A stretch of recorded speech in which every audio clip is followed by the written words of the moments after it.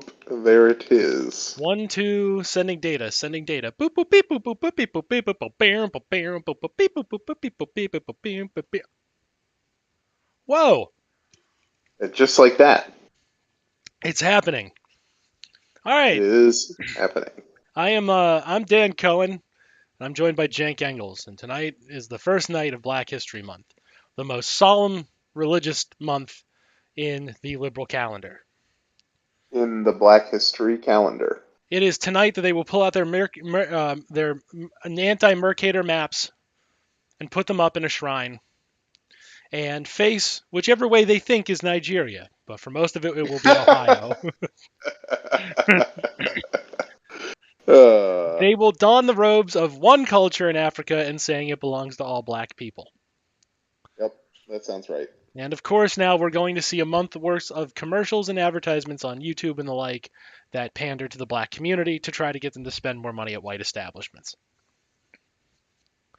Speaking of which, this week we're sponsored. This is our first sponsor ever, Hungry Dick's. Ooh. Yes, it's a restaurant here in good old Indiana, Pennsylvania. Hungry Dick's. It's a sloppy hole in the wall run by fifth generation millionaires in farming.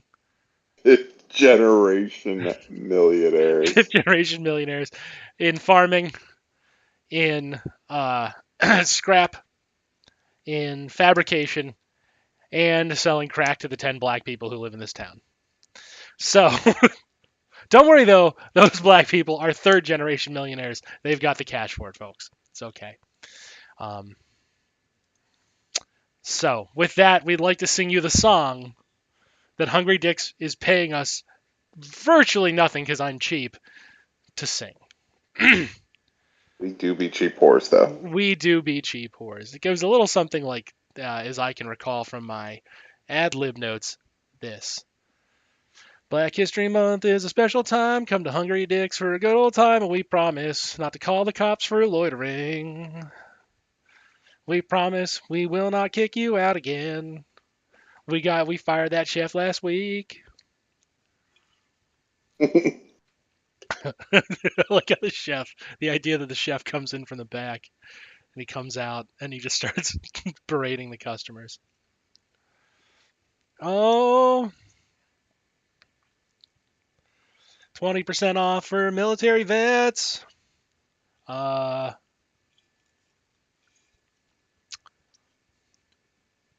Man, sorry we threw that stuff at your wife and her tits.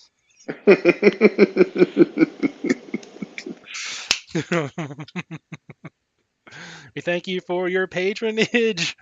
Those nasty tweets we deleted. We've issued 2 we written didn't. apologies. We didn't know it was racist. We didn't know that was a racist thing. Come on down and bring your vets. Don't call black people's kids their pets. That's really racist, and please don't do that here.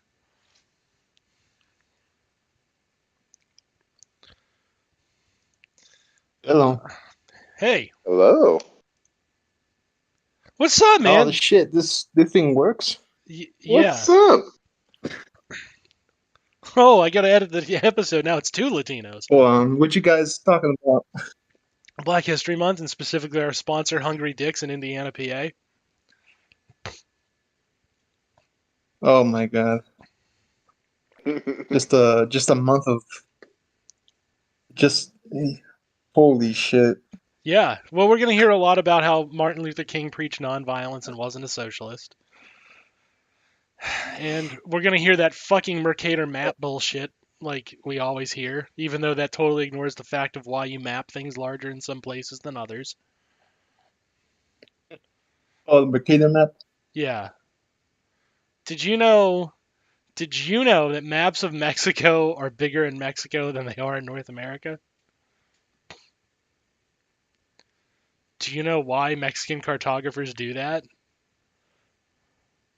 Is it because they're in Mexico? Ding, ding, ding, ding! That's where they kind of need to know about. Did you know that a map of Africa in like on a Mercator map projection that's North American centric is different than a Mercator map projection of Africa that's in an African centric Mercator map projection? Do you know it gets bigger in the latter one? Yeah, I think I know why. It's a mathematical It's issue, I racism. think. Well, yeah, it's also, but It's you because can't map on a sphere to a plane or that some shit like that. yes, that's why the distortion occurs, and then What part specifically they choose to make bigger, though, has more of a relation to do with Yeah, what yeah, part they need more focus on. yeah, In a yeah. That's shocking just turn of events. that's what a libertarian would say. A personal choice. they'd also be wrong because they're dumb as fuck. Exactly. Yeah, Yeah, I know. Reposado, Personal long time, preference. That's, one of the forgotten sons. How yeah, you been? just roaming around, all Yeah. forgotten. Well, Yeah. we shouldn't have left you at that Uh, truck stop. no, I got home fine and all. That's just it's just like a 3 day walk. You know. It's taken you over a year to make that 3-day walk. Yeah, I'm pretty lazy. Oh, okay, that makes sense. That's entirely correct. Michael Uh, Jordan Peterson was going to yeah, join us it's tonight. like, Oh, go ahead. yeah, like that's the I have to be the stereotype, right? So Yeah, I gotta sleep under a cactus with a every sombrero. every afternoon. Yeah, Yeah, for 18 hours of the day. The other 6 you're sleeping. Yeah, just Michael. moving around a little bit. That's right. Michael Jordan Peterson was going to join us tonight, but he has to go try to fill out some paperwork with the government to get his balloon back. Yeah, something about a balloon in Michigan. I don't know. Yeah. I So wasn't really listening to what he said. I'll be honest. I was doing a racism. Jesus. Yeah. So Oh, we're that's fucking wild, dude. yeah. Yeah. I told him not to put that balloon up there, but he was just like, no, I'll fucking do what I want. Yeah, even painted it red, Yeah. bright yellow star. Well, obviously he was paying an homage to Mao. I think it's fake. You know why? Why would you paint it like that? Why would you paint it red and yellow? Why would you write on it, "We're the Chinese Communist Party and we're here to spy on America"? The story doesn't add up. Okay, I'm a truther on this one. The story doesn't add up. I think Yeah. I think that it belonged to Kanye West. He was looking for Jews. Oh, that makes the most sense. hmm Dude, try to tell me I'm wrong. You think that'd be I like the can't. the like the inverse? He's painted red. He's Yeah, no, that kind of makes sense. He's going with the whole black Israelite thing.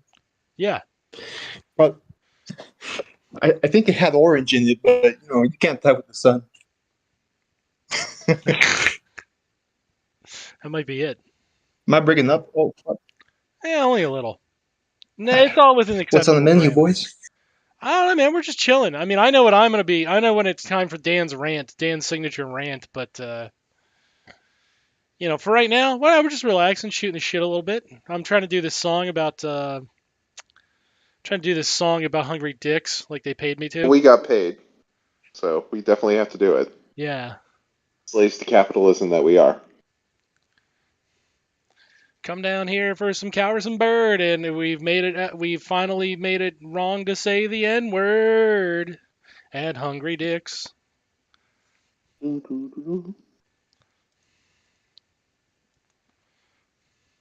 Yeah. So use coupon code. We're really sorry about what we tweeted. When you're there, you just say that to them. You just say we're really sorry about what we tweeted, and they'll like it. They'll hook you up. The woke mind virus got Dan. Oh my god! What you gonna do about that? If I gotta hear that phrase one more fucking time. Ah, Dan Cohen won't God say the damn! N word I leave the anymore. states. You left the states I at the leave the perfect states. time, Yeah, at the perfect time, and then everyone went ape shit. dude. They went extra ape shit. It's all. It's been all downhill from here. Yeah, it's because you I'm left. just I'm just watching from from the other side, right? Like just like, God damn. Mm-hmm. It's amazing. It's just like everything's plummeting around. That one thing that happened in Texas a year ago happened again this year. It's the Colorado River's drying up and shit, and they're gonna try to like do like a bypass on the Mississippi. To get it that far. Jesus Christ. Dude, I'm telling you, this country like went to shit fast. It is as if trying to implode at breakneck speed. as if it hasn't been for years. I know, but like at the same time, like man, Yeah, like it's just watching all that shit. You got like the trucker kulaks going on. mm-hmm. That's next year. I'm telling you, next year's big story. Trucker kulaks, everybody. We already had them. We had them in Canada. How long until the Rio Grande like just dries up enough that people can walk across like Moses? Oh, like 3 weeks. You heard it here first, folks. We have inside information on this one. Last week of February. Yep. Last week of Starting the February, we're countdown. good to go. Fuck yeah. Ah, we're super fucked. We are super fucked. Oh, it's going bad. You know who isn't super fucked though? Hungry dicks. Hungry dicks. Now their waiting staff do not come to your table in blackface. That's weird. It was weird they decided to make that their thing. Yeah. I mean, they weren't aggressively using the blackface before. It's weird that they're like bringing direct attention to it too now. Yeah. I guess. It is. I tried to tell them maybe don't advertise that you used to do blackface, but they were pretty insistent. They were Okay. like, we're getting ahead on this one, and I'm like, "Aye, man, you do you. I don't make these decisions on your behalf. You're paying me. You you fucking do whatever, dude." Can I open up a competitor called Well-Fed Vaginas? I would prefer you didn't, because then I got to explain why I have a competition on the show. We're only getting $50 for this. We barely got $50 out of him, and everyone's like, I wonder if we can sabotage this for the show. Their first $50. How can we fuck this up? I love you guys, but come on, like don't do me dirty. Oh, we're here to do you dirty, baby. I know you are, but I asked for that. That's right. I'm gay with my jank and my dad. And my dad. Big if true. Why is there a place called Indiana, Pennsylvania? Why is there a place called Indiana, Pennsylvania? Fuck you. That's why, chat. We live there. Two of us live there. We gotta live here all the time. Okay? Wow. Some of the times I don't. That's a fucking attack. That's what that is. What have we done to you, chat? Yeah. Other than like produce terrible content regularly. Besides inflict terrible content upon you. Whoa. Like let's not fucking bash the fact that Jank has lived here the majority of his life, and I have literally lived in this town for 36 years. Okay? I'm not jumping your shit. You know, I'm not attacking you. Let's not make attacking me a thing. From wherever you're from, and who knows where, somewhere probably better. Yeah, obviously better. You don't have to keep rubbing it in our fucking faces. Yeah. Although I did get laid here a bunch, so I kind of have a special affinity for this place. Yeah, I mean, it could be worse. It could be worse. Could be better. It could be a lot better. A lot. Like, a lot better, though. A lot. It's a university town, is it not? Yeah, how'd you know that? Did you Google it? It worries me. That's where Indiana University of Pennsylvania is, isn't it? That's a made-up university. Yeah, it's real. I went there. I failed out of it. To be fair, It is a made-up real university. and Dan I mean, Quinn. it was just an educated guess, but for some reason in my head, it's also really more Ohio than Pennsylvania. As much as I don't want Everyone to in this admit it. town would vehemently disagree with you. Yeah. Then so yeah, they would hate it. You'd Well, be that's why you I would be said in my correct, head. but you would be correct, but Yeah, if we're there gonna be would be technical. vehement disagreement. The natives would be upset at my characterization of that. The uppity locals, yeah. I see. I mean, hey, I'm from Jersey, so I can't really harsh on anyone for their origins. Jersey is cool. All right, I'm gonna take a stand right now that some people will hate. Jersey is cool. It's fine. I may be in the minority on that one, but I'm not willing to start beef with our brothers in Jersey. Well, and of course you shouldn't, because they'll fucking wreck you. I don't know about that. Hold on now. All right, let's get into that fight. Okay. It's a terrifying place. I mean, it's really mythic in its ability to start some shit. It's just wild. That's all I can say. I don't currently live there. I exiled myself while Chris Christie was governor. Ooh. Were there ever because a time? I mean, there were a lot of things that I could tolerate, but he was not one of them. Entirely fair. I decreed that I would not return until he was out of office. And so now I'm on the fence about a comeback. But I'm currently sort of enjoying my little Into way? Yeah, well, I mean, I'm not really away. I mean, like right now I'm just across a bridge. I moved to the West Coast for damn near a decade. That was my exile. Yeah. But yeah, I mean, like, you know, they've got legal weed now. So that's a plus. I haven't really done the math to see what my taxes would be like comparatively. It's, but I mean, like, I don't know. Like, I had long told myself that I wanted to live in a city, because I had rarely done so. I lived in a city for like about 6 months after I graduated college. Okay. And then it was back to the sticks.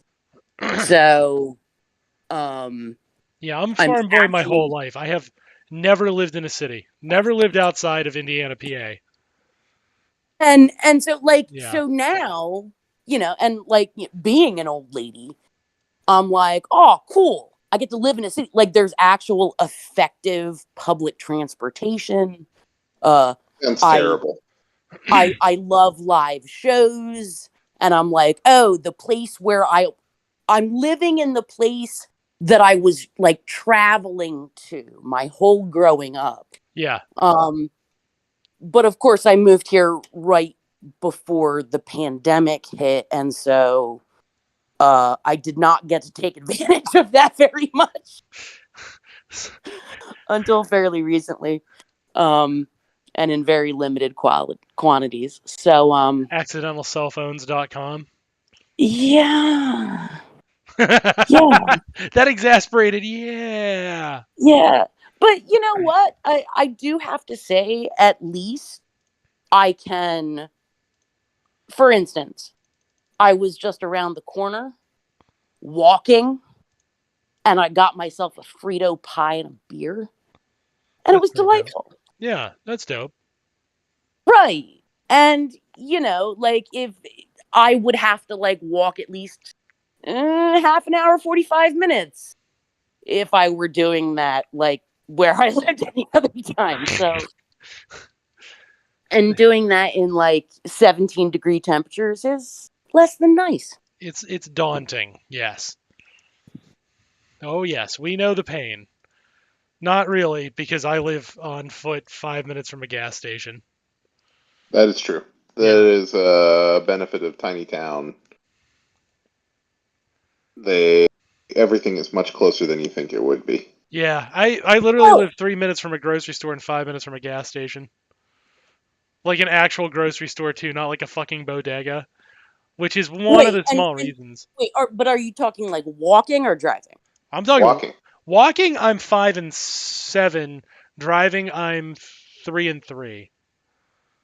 Okay, because Yeah, when it's more so the fact there are stop signs and there's like a turn onto a main intersection in my way than there is like any kind of actual problem with getting there faster.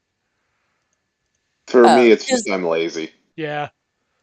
because in my previous incarnations, like yes, I could definitely walk, but it was half a mile, which to be fair is not bad, but more than I would want to do on a night like this. Fair. Fair. Yeah, I wouldn't do the 3 minute walk on a night like this either. It's fucking brutal. We're at 15 right now. I'll be honest, I didn't even do the drive on a night like this. I try not to. Which, by the way, I do got to get Unless back I'm up to your forced place for an out. episode again. I do. I get a bother Absolutely. to. It's funny. Jake and I live like what? We live maybe 11 minutes apart, Yeah. and like it's like I don't know, man. I'll try to come up this month. It's so far away. Well, it's different when you're a young buck, though. Like I remember, when I was a little more rambunctious, like it wasn't a big thing to be like, well, fuck it, I'm going to go up to Boston for the weekend. Yeah. And now it's like, oh damn, I gotta go a block. I don't know. Like maybe I'll just go to sleep so that I don't need to buy another pack of cigarettes. That's that is boy, that is deadly accurate right there. Like I can't. There's just nothing else to say. Like yeah, that's exactly the pain. It's like I could do that thing. That's true. That is physically possible But let me theoretically. nap about it. I do need to mull this one over because God, I am thirsty. God, I mean, I am just thirsty. I don't know if I can do this really. Ugh. Ugh, the I'd groan. have to put on shoes. Dude. Ugh. Oof. Big oof energy there. Shoes. It's a lot. It's a lot. It is way too much. And like you probably don't even wear a bra. I definitely don't wear a bra. So like there's that whole other layer of it. Ooh, yeah. Oh, God. I know. I know. God, if I had to cover my tits, I would never leave the house. It's a lot. It's a lot. This is kind of bullshit. Being a woman's bullshit. Yeah, I'm not so into it, to Why be would honest. why would they do this to an entire gender? What did you Eh, all do 5,000 years ago in the we were bloody and distrustful. I mean, I don't know how else to describe it. garden? Um, If it's any consolation, so is Dan. I am bloody and distrustful.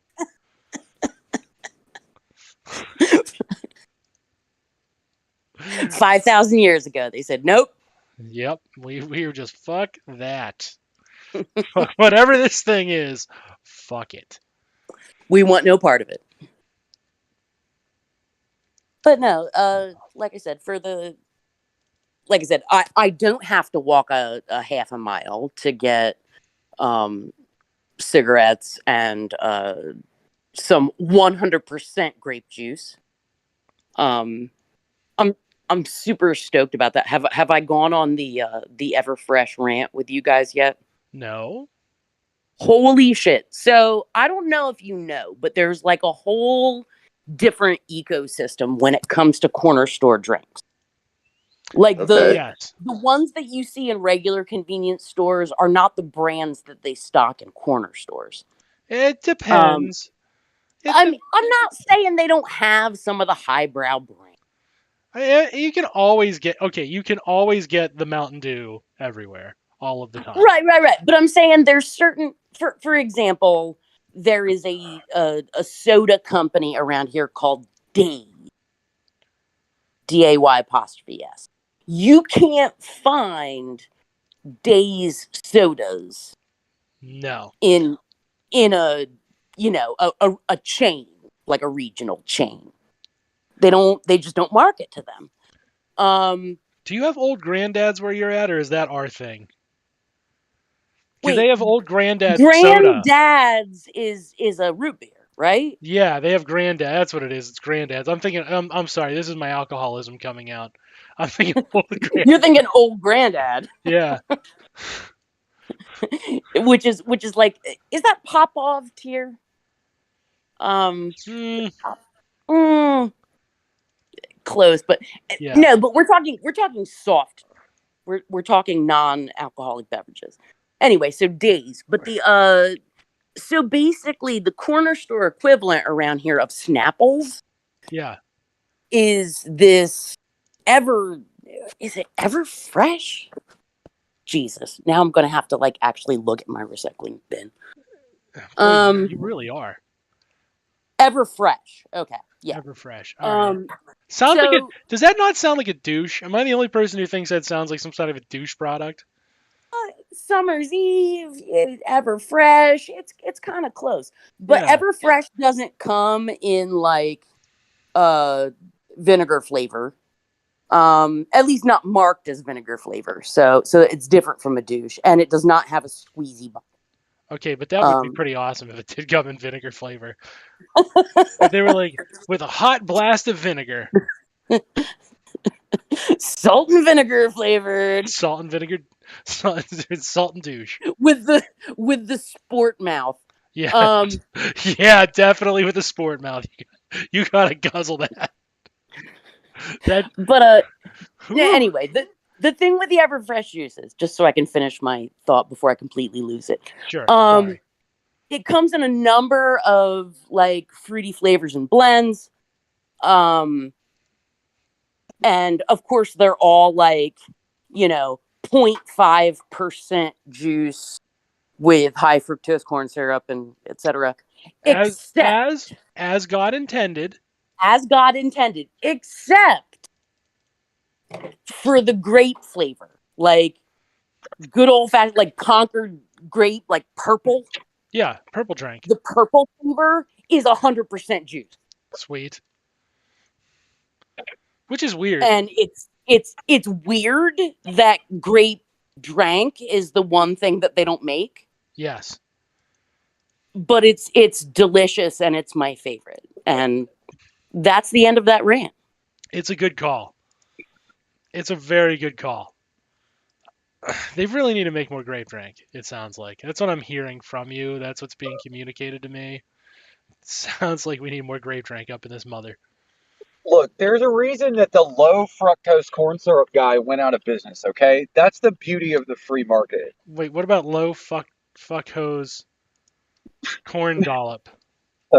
That was just terrible. I'm not even trying now. LG.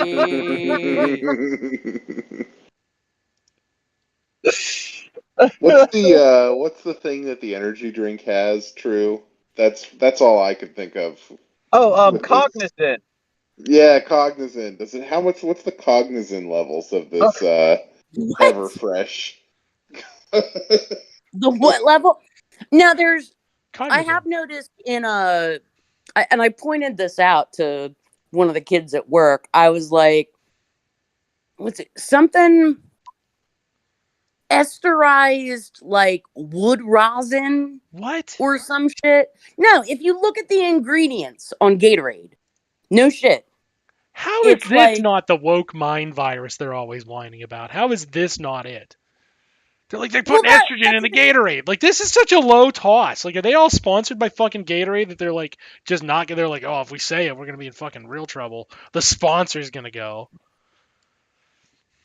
Yeah, it's I like mean, it's possible. glycerized ester of wood rosin or some shit. And I'm like, so you're drinking pine sap. You know that, right? And I get like the big shocked eyes. Hold Hawaiian wood rose seed extract. Oh, I want to try that one. Yeah, that sounds good, dude. I don't know why. Like, okay, I get what we're not supposed to have drinks anymore. We're not supposed to have fun. Fucking commies. No, that's a little too much fun. That Hawaiian wood rose seed extract. That's how they got the lysergic acid to replicate the government recipe that was stolen from a laboratory by one Mr. Ken Casey. Well, that's just cool. Okay, I don't. That's a little too much fun. That's only for a What is that? square. Is that like Rosa Sharon? What is that? It's some kind of weird fucking plant that it's the closest they could get to the government acid. The government acid recipe is still secret or whatever. Nobody could actually get what they used, but Which you is could get bullshit. similar. You could get similar lysergic acid from Hawaiian wood rose seeds. The guy Oswald from Electric Kool-Aid Acid Test from that Tom Wolfe novel. That guy in that novel is said to have made the first outside of a government lab batch with Hawaiian wood rose seeds. But Oh, like see, anything I in a thought they were project, getting it out of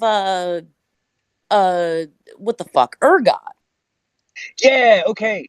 That I think that might be a little later.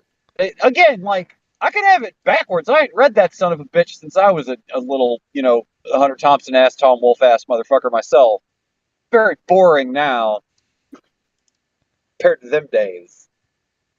Oh yeah, you are. Well, just because when you're saying wood rose, like I'm thinking Rose of Sharon, which is a relative of the hibiscus, like we think of in Hawaiian culture. Like that's Right. the hibiscus is the big thing that's like on your aloha shirts and shit. Yes. Yeah. But like Rose of Sharon is pretty much a weed on the East Coast. Like it's hard to kill. It pops up everywhere. It's like a nasty little shrub. It's about to be spring, isn't it? The plant node in your brain is turning back on, ain't it? It's been percolating, dude. I've been looking at my catalogs. I've been looking at them. Oh, it is I've getting to be that also time, isn't it? it's fitting to, and it is officially February. February's when I got to start my starts. Okay. Like if there's stuff that I want to be already a plant by springtime, I got to start that shit within the next 2 weeks. So I'm getting a little itchy. Yo, is there a way? Is there a way to stop? Okay, let's say there's one warm weekend in January, and then it's still going to go back down to freezing. Is there a way to stop your bulb stuff in your yard from coming up and then just dying spectacularly like a week later? Because that happens to my shit every year now. Mulch the fuck out of it. Okay, Mulch all right. the fuck out of it. So I'm Because too light on topsoil. the thing is, what you want to prevent is a hard freeze from affecting the new growth. Because it can take cold, and it can even take freezing cold for a certain amount of time. I just want to But make. like, I let's just want to say, point out. I want to make a dick joke here so bad, and I am just trying everything not to. oh no, do it. That's That's. for fuck's sake. I hear this much about taking, and I'm just the idea is in my head. Look, it's all pistols and stamens, all right? After Georgia O'Keeffe, there's nothing more vulgar that you can say about flowers, okay? Like any blossom is basically a giant neon sign saying DTF. Yeah. That's all a flower is. A big neon sign to the universe saying down to fuck. Just Like that's big neon fuck me. Yes. Or 100%. literally an ultraviolet sign saying fuck me to bees, right?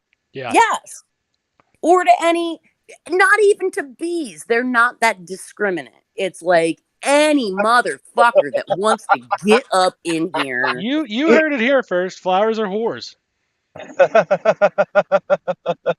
We tell you They give zero. I was going to say they give zero fucks, but the thing is they give all the fucks. All of them. All of the indiscriminately. Like it's going out. Skeet, motherfucker. Skeet, goddamn. From the window to the wall. That's excellent about the mulch, though. I might be able to save those guys. Maybe we'll have them a little later in February this year. I can't Yeah, fucking like believe it's February. if they're sticking their heads up, like if you've got like wood chips or like decent compost, you don't want it to be too wet though. And I say that completely unironically. Not Right. too wet. Not too wet. You can also, like, if you've got I don't know, do you drink soda? Oh yeah. All right, so if you've got soda, like bottles that you're done with, you can like cut them in half and do like little bell jars Oh. on top of it and like just trap it, because you need a barrier between the outside and the inside. Like the air insulation will help it. And if you get snow, I mean, I don't think you're in an area that gets snow, but like if you're in an area that gets snow, like that actually helps because that'll insulate that shit. Hell yeah. From the Alpha. windows to the walls. Y'all So can I suck my balls. Yeah, what's up, dude? It's been a was while, trying so True. It's hard. been a while since you've been on the main. I was trying so fucking hard to not bitch about work, but I got one that just like it was just given to us like a gift, I guess, for to do tonight. Okay. So they had a town hall meeting where they, basically they jerk off and talk about their accomplishments and how great it's going and Right. how much money they're making stealing everybody's labor and shit. And they pretend to take questions, but really they're just kind of looking for motherfuckers that might be stirring up shit, right? Yeah. So this old black lady that works with us is just gangsta as fuck. This old gal Diane, she don't listen to this. I don't think. I don't think she's a fan of communist podcasting. This old gal Diane, uh, uh, she uh, she has a question and she hits them up 2 or 3 times at every town hall. She just like breaks these motherfuckers down. She hates them. And they're always trying to get rid of her. And but recently her back got fucked up, so now they're being real careful about it, right? And Right. she right in the middle of town hall, she very rudely accused them of breaking South Carolina labor law by not following all the precautions now that she's on workman's comp and everything, uh, to give her light duty and everything. And the whole room is dead ass silent, right? And like some of the other employees, especially older employees, especially black employees, are just like giving her the fucking hell yeah. And then like a lot of the younger employees, a lot of the white employees, a lot of the management employees are all looking so uncomfortable, right? And she just went on for about 3 or 4 minutes, just detailing all these fucking potential labor violations, right? Yeah. And the white HR lady that's doing the presentation, I may have mentioned her before. The gal that does the presentation is she's from out west, she's super progressive, right? You know, she tells everybody that her husband's black and everything. She's like the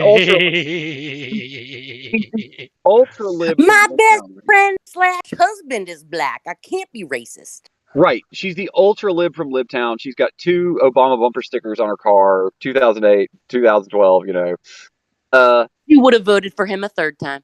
yes, and she's looking so uncomfortable. She goes, "Okay, Diane, that's a situation that's specific to you. We're gonna sidebar that. We're gonna basically all the shit that we say when we're pretending, all the shit we say when we're pretending to be HR. Like literally, I was thinking of doing the HR bit on the show when she was saying it.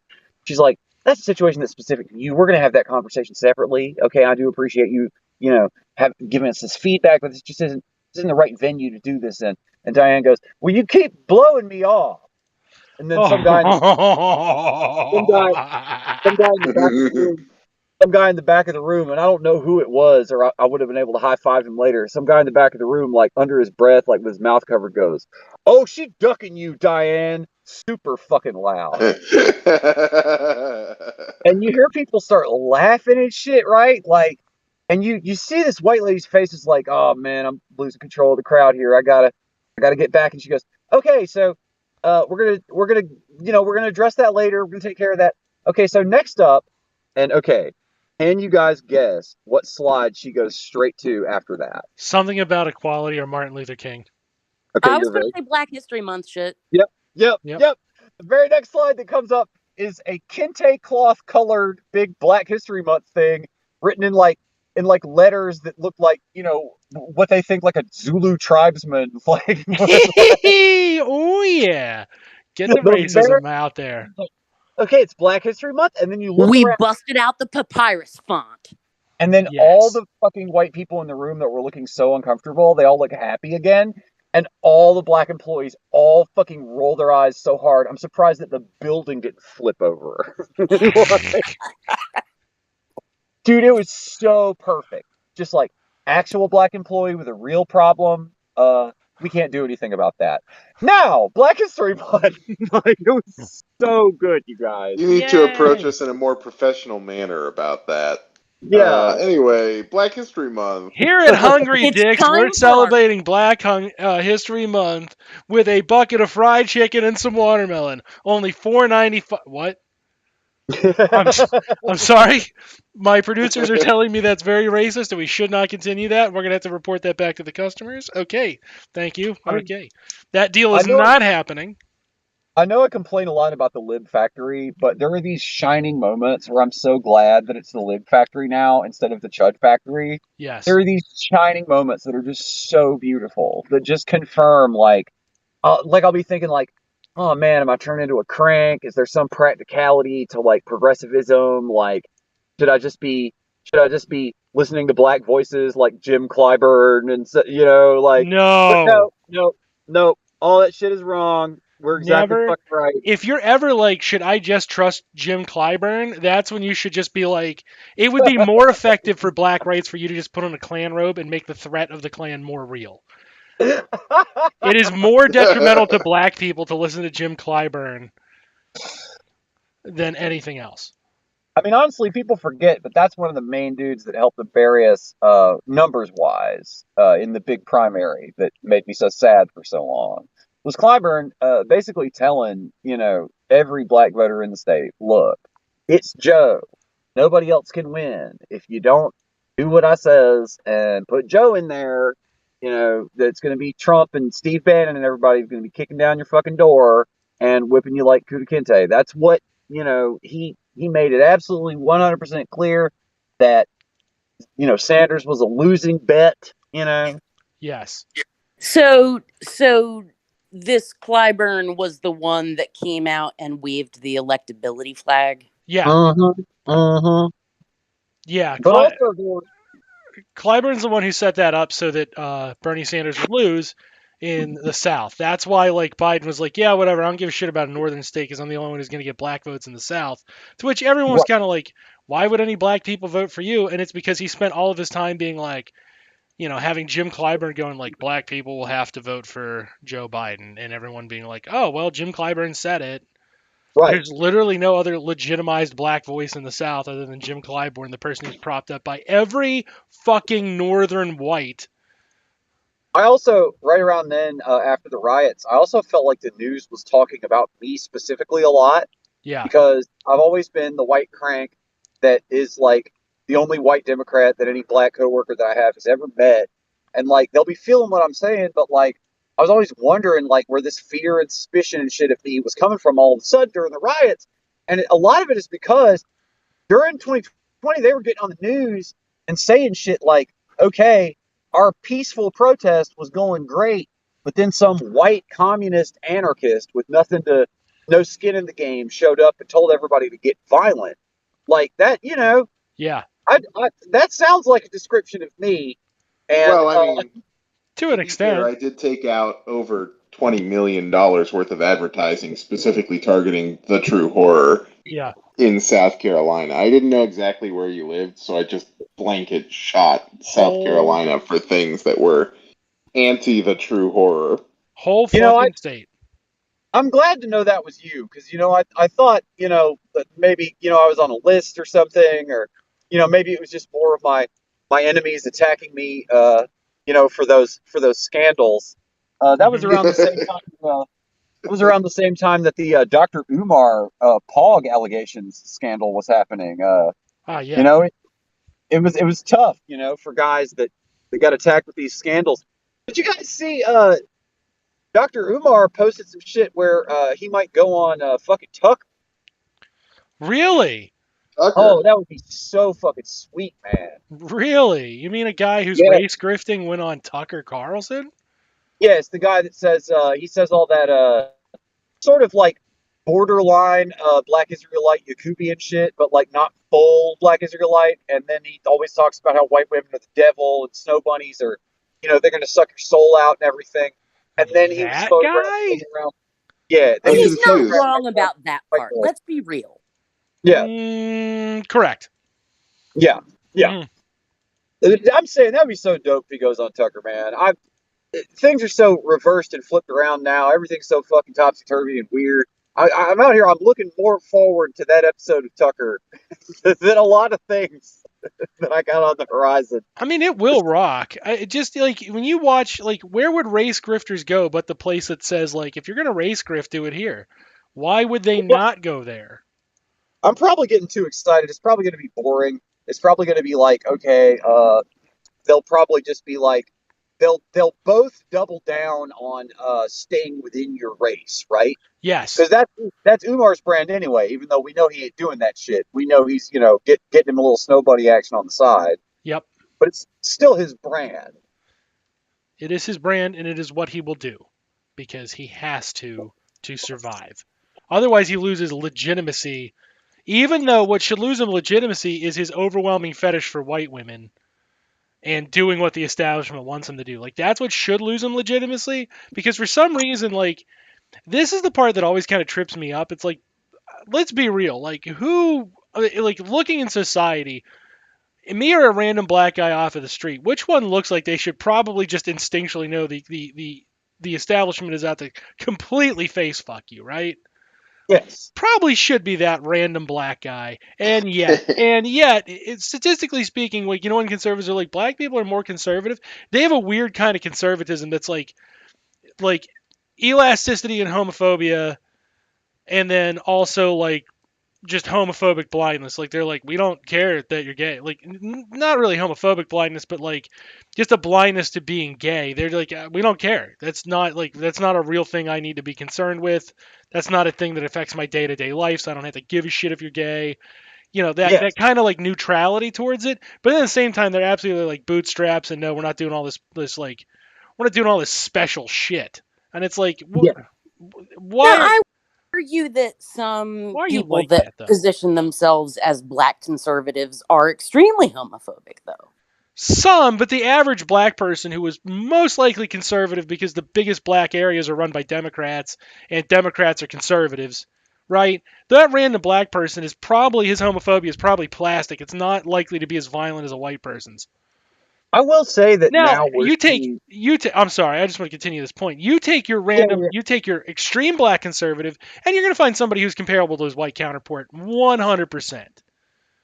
Oh yeah. Like, that's true, but that's like in any kind of once you hit those extremes, like, yeah, the colorism falls apart, and whatever your focus of hatred is, like, Depends on. I'm sorry. It's I the just same. want to insert. What is it? But with religion, though, if someone's a religious black conservative, like, does not that not come into it? Well, yeah, but that's If part of that's the how they're positioning themselves. extremism problem. Like, the Christianity in this country is like 95% Wahhabist Islam. That's not No, a joke. I'm not you've trying to said be that funny. before, and I don't disagree. Yeah, so like in that regard, yeah, like if you have a Wahhabist on your hands, like of course they're extreme, but they've learned from Saudi Arabia to be extreme. So like that's I not think I want to circle back to the conservative homophobia, conservative gays thing. The more gay conservatives we have, I think you're seeing incredible layers and levels to all of the types of homophobia that exist in both very conservative parties, the Republican Party and the Democratic Party. Did you guys see the meme that I found somewhere? I put it in a couple of the chats. It's like our gay versus their gay, and it's a picture of Pete Buttigieg looking all butch like he's about to shoot some African guys for getting too close to one of McKenzie's Pete speculative Buttigieg operations. could not look butch if he tried. Stop. Like, it's the Alfred most E. Newman is not a tough person. I don't know why people keep trying to make him like a. This is like they did that Wednesday remake, and they made it as a joke, but these people would like they take it very seriously. Like they would try to make a Alfred E. Newman reboot where he's an action hero instead of just a fucking doofus. But no, that they got the most butch picture of Pete you could get, where he has all these guns and shit, and he's Yeah. wearing like operator sunglasses. And then next to it, they're gay. It's like a Democrat or somebody made this meme, and they're dunking on the guy, the grifter guy who has like 10 identities that was like in drag in Sao Paulo once or whatever. Santos. Yeah, it's the most femme picture they could find of Santos, where like his makeup is perfect and shit. And I'm just like, oh my fucking god! Yeah. Why would Like, you do that? like Who does what? that help? Like I don't know, but I was fascinated by it. Like the level of like, you know, as soon as you had some gay conservatives out there in the mix, as soon as you had, Santos, Milo sometimes when Milo is gay, like it, it was just like, you want to call it, if you're still part of the mainstream, if you're not a crank like me or whatever, you want to call it some kind of progress, right? But like, It's why not did it really. immediately why did it immediately go to like the butch masculine gay is better? Why did it immediately go to tops rule and bottoms suck? Like, what It's the because fuck? these people are homophobic. Like they're homophobes. Like there's not much to it. Like they're at their core homophobic. But remember, like liberalism is all about pretending not to be, so you're not Yeah. caught. Like Yeah. that's the difference. I've said this before. Like this on a lot of levels, I can tolerate the conservatives more than liberals because they're fucking honest about being rampant bigots. Like Yes, it's the classic Malcolm Hey, X. fucking men. yeah, because they're just And open. that was when people were when people were asked what they liked about Trump, and it's like, well, he tells it like it is. Yeah, Well, no, he doesn't tell it like it is. He blurts whatever ignorant shit is in front of his brain. yeah. And there's a difference, I would say. You, But we would agree. Don't worry. people, Yeah. there are people who admire the ability to just blurt whatever they're thinking. It's and what they admire is his ability to get away with that. Yes. But Totally. more importantly, the ability to get away with blurting ignorant shit. Oh yeah. Oh yeah. To the max. That's what they admire. And Like, so we always say, when people are on a free speech tip, we always say freedom of speech, but not freedom from consequences. For Trump, 100%. he does have the freedom from consequences, and they're so worshipful of that. Yeah. That's exactly it. It's the ability to do that and never have to suffer a single consequence from it. No, they're pretty honest about being sexually attracted to that. It's not even just attracted; like it is a sexual attraction. Like, it's libidinal. yeah, that's the fancy Yes. way to say they get horny for it. Yeah. I love to throw libidinal out there. Well, It's a beautiful word. yeah. I love it. But the way Gunny put it in Full Metal Jacket, our dear Arlie Ermy, is Yes. that he said God has a hard on for the Marines. Yes. So what you're saying is the so-called conservatives have a hard on for a dick who faces no consequences. Yeah, they have Like, a pretty they intense. want that so badly. Yeah, it's a pretty like almost. It would be offensive if that were worth being offended about because it's so like it's so blatant how fucking erect it gets them that it's obnoxious that you have to deal with their erection. Like you are not required in our society to deal with like, unfortunately, you're required to deal with a disproportionate amount of erections, but you're never really, like, honestly that under the gun to deal with a boner, except in this instance. Then, like, oh my god, oh fucking, it's, like they like to say, they're shoving it down my throat. I would say I've had to deal with more public erections than you have, maybe. I would agree. Would not disagree with that assertion. But politically, 100%, yes, it's the most extreme. Yes, it's the most extreme expression of that political, or like metaphorically, that you can fucking. I gotta play a classic because I think this is from like last year at the last terrible job that I had before this one, and I know you guys have probably heard this one, but I don't know. Juniper, I don't know if you've heard this one. Okay, so the day that the Mr. Potato Head thing was the culture war thing. Yeah. Okay, I didn't know about that. I didn't know about that yet, and I worked with this old conservative about Mr. Potato Head. Oh yes. But really? I work with this ultra conservative guy at this job, okay? And he's always on his phone, and he'd always do this move where he'd pull his phone out of his pocket, he'd immediately open Facebook or whatever, and then he would tell us some kind of culture war bullshit, right? Like he was, doing like a comedy bit or whatever. And wouldn't you know it, you won't be surprised at all to hear that day, even though I didn't know anything about the potato head thing, he pulls his phone out and he goes, "Oh, well, look at there. The fucking queers are trying to shove gay Mr. Potato Head up my ass." And holy shit, dude! Like, what?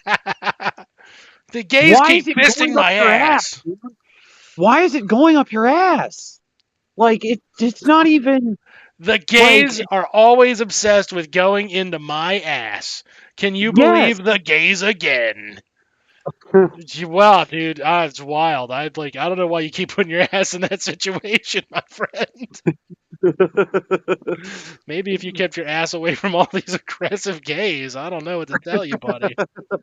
But yeah, I don't know why everyone is always trying to lubricate, open, and penetrate my ass. Yeah. Everywhere I look. Cool. Upper class, more like up my ass. Am I right, folks? Am I right? I'm right. I'm right. They're coming for my asshole. I fucking told them. I warned them. I said stay away from my asshole. And they came anyway. They keep coming near my asshole. Why can't you people understand they're coming near my asshole? That's all they do. They just keep blowing it all over my ass and coming in my ass. The old gay Mr. Potato Head came up in conversation at my work again the other day. Are you fucking kidding me? It was in relation to the M&Ms. It was in relation to the M&Ms. Jesus the recent Christ! M&M Why are thing. people talking about M&Ms? Well, that was my immediate question. Was like, were you planning on fucking the M&M anytime recently? Yeah. And the guy's like, no. And then I'm like, okay, well then why does it matter? What do you care about some dumb fucking candy? You can't even. Yeah, like why? You can't fuck it. I can confidently say, even when it's a shaped candy, like gummy bears. Yeah. I always bite off the head first. Like, I'm not trying to bite its dick. I don't get upset if my gummy bear like doesn't have definable genitalia. I don't want it to. It's a candy. No, it has to. I have to know if I can fantasize about having sex with it and be straight. I have to. Don't you understand? Don't you understand? This is all I have. My wife left me and took the kids. That fucking bitch. When I'm at my cruelest, like when I only want to hurt them, and I just and I want to just. By the way, I'm just gonna say it. Like, I've needed to talk to you about this. That should just be your default. We've been having some fun with it. Things were said on the that I wouldn't normally say, but I'm having a hard time lately. I got feelings I got to get out there. But no, when I'm at I support that. I'm just saying. Normalize just being cruel is what I'm saying. When I'm at my cruelest and I only want to hurt them, and it's a work conversation, and a guy is like, "Oh, trans people," like my cruelest move, my favorite move, is to like dead seriously look off into the middle distance and be like, Well, I mean, everybody says, you can spot them or whatever, but a lot of the motherfuckers pass really hard. And when you get right down to it, man, there just ain't no way to know what nobody is anymore. Could be anybody. You just increase the paranoia. Yes, Yeah, do yeah. it. Which, I mean, Uh, like, it's not, like, good or helpful in any sense, but, I like, wrong. That was the wrong thing to say after you just said the correct thing. It is absolutely helpful to make them uncomfortable in the world. You have to attack them on every level, even their personal comfort. Fuck them. yeah, Fuck chuckle them. too. You More now than ever. more now than More ever now than ever. because they feel so comfortable. So you have to keep making them uncomfortable. You have to make this weird for them. We're as far as we can be from either presidential election, right? We're in the little 2-year gap, right? Yep, they're And at their I maximum. yes, and it's as happy and as comfortable as they can be because they're only being fed the culture war stuff, and they're not being fed. It's about to be the big showdown election with the cultural Marxists. They're not being fed that right now. They're just on a steady diet of like culture war bullshit that is like, I gotta say, looking like thin gruel. I Yes. mean, the can thing is just God. Wait, with the what thing? The candy thing, the Oh, Snickers dick thing, yeah, yeah, yeah. Oh, the my penis definitely doesn't work and I'm telling on myself thing. Yeah. yeah. Like Wait, what a way to are advertise they your dick trying to is put blue non-functioning. chews in our children's Halloween candies? What? That would be fantastic if somebody did that and they were like, "No, see, they're really doing it." Like some conservative puts Blue Chew in his kid's Halloween candy and they're like, "See, it's the left doing it, not me. I didn't. I didn't do it. I didn't do the thing." That means I just want to like throw out there, LG. I love that approach. Um, and thank you for bringing up kites earlier Yeah. Yeah. Yeah. because it took We're me trying to. back. It took me back to a time in my life I was working at um the largest state mental hospital west of the Mississippi. Oh, that sounds like a load of fun. And I refused to be full time, but I was basically like a full time part time, so they would float me. But most of the time, they put me in forensic Mm-hmm. because I was trained and I was known to be good there. Okay. Um, that was where I learned about kites. But what I Yep. used to say to some people, like that would indicate to me that you work with all types there. Sure. Yes. But occasionally I would just look at somebody and be like, you know what? Sometimes I think the wrong people here have keys. And I would just leave it at that. Just You know. let that shit hang in the air like, "Uh-oh." But dude, I'm not kidding about that. I still say that honestly to people. Like in your mind, like you were okay. You're at work, and your job at work is to evaluate, like, or figure out what's going on inside, like the brains that are around you, and you probably are looking at like what you're supposed to be looking at. The brain of the person who is incarcerated, but your mind probably wanders to like, wait a minute, what about this motherfucker walking around with the key ring, banging on the fucking cage like a kid torturing a monkey at the zoo? What's going on in his fucking brain? Well, no, it wasn't even like something I decided to think about. It was just things that were evident by how people behaved. Sometimes the wrong people went home at the end of the shift. Yeah. They're very, Like that is a fact. That is a fact of life. If you work with inpatient psych, very, the very close family employees member. Very on the close whole, family member of mine had a gig like this, and did not feel confident in management being the right people to be in control. yeah, the That's on right. the whole, the wrong people are if you want to look at who's sickest, it's the workers. They get Yeah. that way. Yeah, they get that way through the prolonged exposure around it and there's no acknowledgement And of the fact that like exposure to that helps breed it, because there's no social understanding of mental illness. Mental illness is understood entirely personal, and it's not understood as simultaneously a proximity problem, a social problem. And it's not, and what they are taught is often wrong. Like Yes. their role models are wrong, and the administration's way of trying to fix anything that is deemed a problem is to throw paperwork at it, Yes. because that is the easiest way to get people to ignore a problem. Well, to some extent, that's what they're required to do, though. They're not. Well, no. But because, like, for instance, this particular institution had been directed to decrease their use of restraint and seclusion.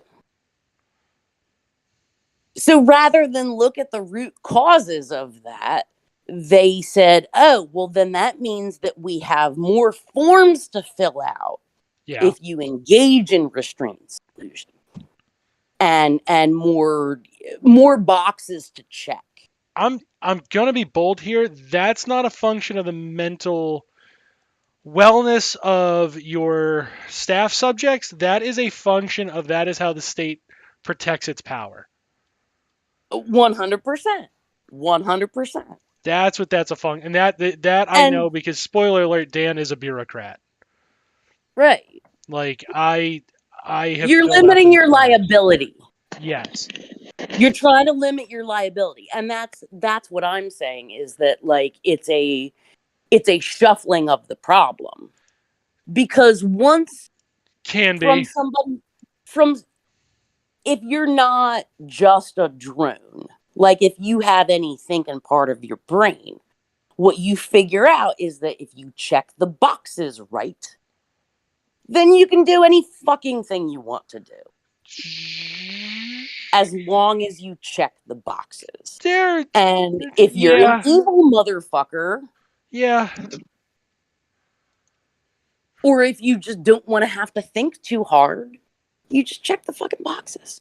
Yes. Like throw in a form at it. While I would acknowledge that's the corporate way to do things, that doesn't exist as a if you told every police department in this country, you're not allowed to shoot somebody unless you fill out this form first, you're gonna have mountains of them pre-filled. right? Yeah. No, I understand where you're coming from, and yeah, to some extent, like I agree. I just for, again, this is from being entirely in the system on that other side of it, right? A lot of it boils down to when those policies come through, it ends up it's a top-down decision process. Which, and by the way, this isn't a defense. This is just like an illuminating thing. Like I don't not understand why it happened that way. What my point is, it didn't make a lick of difference on the ground, and that's part of the reason I don't work there anymore. Because basically, one day, because I am a friendly and personable person. I'll agree to that. You know, yeah. and not for nothing, I get positive feedback when I have, like, cross communications with people. Yeah. You know? So I would have conversations with people who were above me, and they would acknowledge some of my concerns, but basically it was also the response to that would always be to try to end up pushing me towards working more shifts. Yes. And applying to become a supervisor. Yeah, that tends to be one of the solutions they offer a lot of. There is a big institutional tendency to try to move the problem upwards rather than move the problem towards a solution. Right. I'd agree to that. Or towards someone that might upset the status quo. Yes. if you don't want to get rid of them, you move them up and tell them to stop rocking the boat so fucking much. Yes. Well, the Um, minute you move them up, they can't rock the boat as much because now the institutional wellness is part of their responsibility. You bring them into the fold.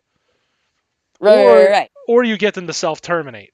Not in a suicide sense, in a quit sense. Although, No, like, if the and that's suicide happens and they're problematic exactly enough, what happened with me. yeah, And I didn't, the way I had structured it, I didn't quit. I just stopped submitting myself for availability. yeah, that's a common one. So I didn't no call, no show. Uh-huh. I stopped coming into the office and offering myself as available.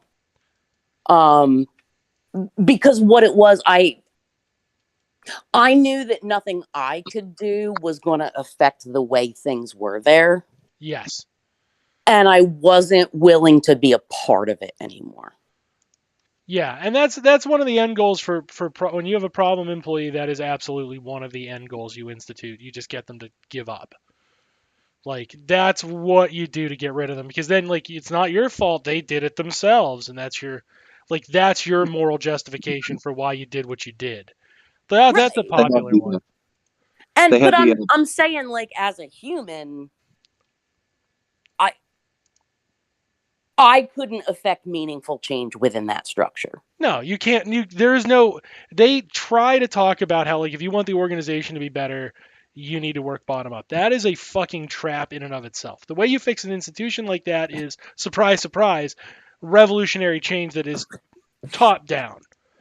That has to come from like attacking the power structure itself, and then it has to come from rewriting it in that manner. You're not going to change that institution like that because it's designed to prevent it. Right. It's every time the employee that has the crisis of conscience, every time they end up either just quitting outright or they have the Al Pacino meltdown from Serpico, yeah. where they walk around, throw some papers, and say, "Oh, everybody's a crooked cop. Everybody's a crooked cop," and then that's the last time you fucking see them. Yes. Absolutely. There is no such thing. There can't be such a thing because of the way the system is designed. There can't be such a thing where any of these people are good. Like I'm not good when I'm at work. It doesn't matter whether or not I think I'm a good person when I'm not at work. I do. But it's irrelevant because the system is designed to make sure you can't be good in that sense. It's not mechanically, it's not an option. There's no way to do it. So it doesn't matter what you do. And that's kind of the point. Like, I'll say something really bold here, right? People get on the fucking cops all the time. There's no good cop. There can't be, right? That's the all cops are bad meme. And the reason for that is the system is structurally designed. We're having that left infight now between the progs who are skittish about the ACAB messaging and the defund the police messaging, but that messaging, like it or not, it points to real structural flaws in it, which they'll say, well, we acknowledge and blah blah blah. But do you really? Because if your solution is to then let's put money in the police, because there are problems in California, independent of that. Well, I don't know. Do you get it? That's not something you'd say if you quote unquote get it. You know what I mean? Right. Like we're not even saying that you can't change the violence part of it. We're saying that you can't change any part of it at all. Yeah. It's not possible because it's not designed to be changed except from top down, which the goal is to prevent top down change. So it doesn't matter, right? Chanting the ACAB chant doesn't really do anything because it doesn't point out the structural flaw. Like that's its weakness in that particular chant. And defund the police starts to get at it because of course if they don't have funding, it doesn't matter who's in charge and you got no money to do anything, right? But even that doesn't acknowledge the fact that you need a societal shift away from capital to change the nature of policing. Because the Soviet police did not engage like this. Their problem was, frankly, being too lax a fucking daisical. And I know that sounds like, oh, the Soviet police were terrible, blah, blah, blah. No, they really were fucking lazy. If you want to be dead ass, they were fucking lazy and bad at their jobs. Because policing in and of itself, right, we are a species, for better or worse, designed for lynch mob violence. Policing is an attempt to overcome that. which in and of itself, right, the idea that if somebody comes in your house and there are these dudes with guns who will be like, nah, fuck that guy, and you're safe and you're a perfect baby, that's appealing to most people. When That, does that fucking happen? what's that? When does that fucking happen? What's that? When does that actually happen? Well, is this Right. in this country we've seen that very fucking often. But that's the dream. Is there are people who are going to protect you? Wait, there are people that think that. There are Yeah, for sure. randoms. Randoms always think like that. They would prefer that if they were being attacked, somebody would come and help them. Like I've been pushed into this ideological box before, okay? Like when I was a huge lib and it was like the mid 20 teens, okay? And everybody down here is always like got guns just dangling off every inch of their body, and their car's full of guns, and their house is full of guns. And like when they open up the closet in their house, the guns hilariously clatter out and go off all over the place like a fucking Warner Brothers cartoon. Like Yeah. Yeah. I'm surrounded by those people, and I'm trying to think of some kind of reason that they don't need to be strapped up like that. So I'm like, look, at the end of the day, you probably got somebody who knows a cop, I known a couple, at the end of the day, if you want a peaceful society, you got to go all in. You got to push all your chips to the middle of the table, and you got to depend on the fact that the cops will show up in time to save you. And this is even before Ferguson. I was walking around saying this shit, and it already was leaving a bad taste in my mouth to be saying it. Yeah. And every time the right wing dude I'm trying to say it to is going to be like, well, if they can't get there in time, I'm going to need my shit. To like 100% of the time they said that. Which in this society is kind of true. Like you're gonna need your shit because there's no guarantee that that cop is actually gonna do anything. They're not gonna do their job. It's mathematically unlikely at this point they're gonna do their job. And you know what? You cannot depend on the police coming to protect you. That's just absurd. But there are a lot of people who want that. Like that's something people have to acknowledge. People want that service. But like realistically, but then you have to like meet the people that you live with and get somebody else to watch your back. The fucking cops aren't going to do that for you. Are you insane? No, but that's not the point. The point is there's a difference between the reality and the desire. The reality is, statistically speaking, they're probably not. They can. Our policing is designed to enact vengeance. Our justice system is vengeance oriented and it is market oriented, meaning it is a trial of lawyers, right? In a trial of lawyers, not in combat, in a trial of lawyers, the game is one that it doesn't matter what has happened to you, it's whether or not you can prove it happened to you and convince other people it happened to you. So damn the evidence. Well, that's once it gets into the legal system. We're talking about enforcement. No, they are one and the same. They are two sides of the same coin. So that means, yeah, they are. They really are. I would say that for the most, like, policing as I've experienced it, there's the money making part, and then there's the protection of special interests part. Yes, in American practice, that is how it devolves, right? That's what it becomes. Because and for most regular people, you're not going to fall under the definition of like meaningful protection of your capital. No, because you don't have capital. Or meaningful protection of your life. Like either of the, that's precisely you don't make enough money to matter. That's precisely it. That's what I'm driving towards. These are two sides of the same coin. The legal system is designed to protect capital first. It's not designed to protect people. The reason we have police in this form is because they come from slave patrols. Their job was to recoup property losses. They can only function posthumously. They can only go get vengeance of some sort. They can only go track down the quote-unquote missing or stolen property. They're not designed to prevent problems. They're not designed to protect you in an emergency. That's antithetical to it. They were never designed to do that. Yeah, like everybody... And the lawyers, on the legal side of things, the lawyers are designed to make sure that system is upheld as is. That's what they're for.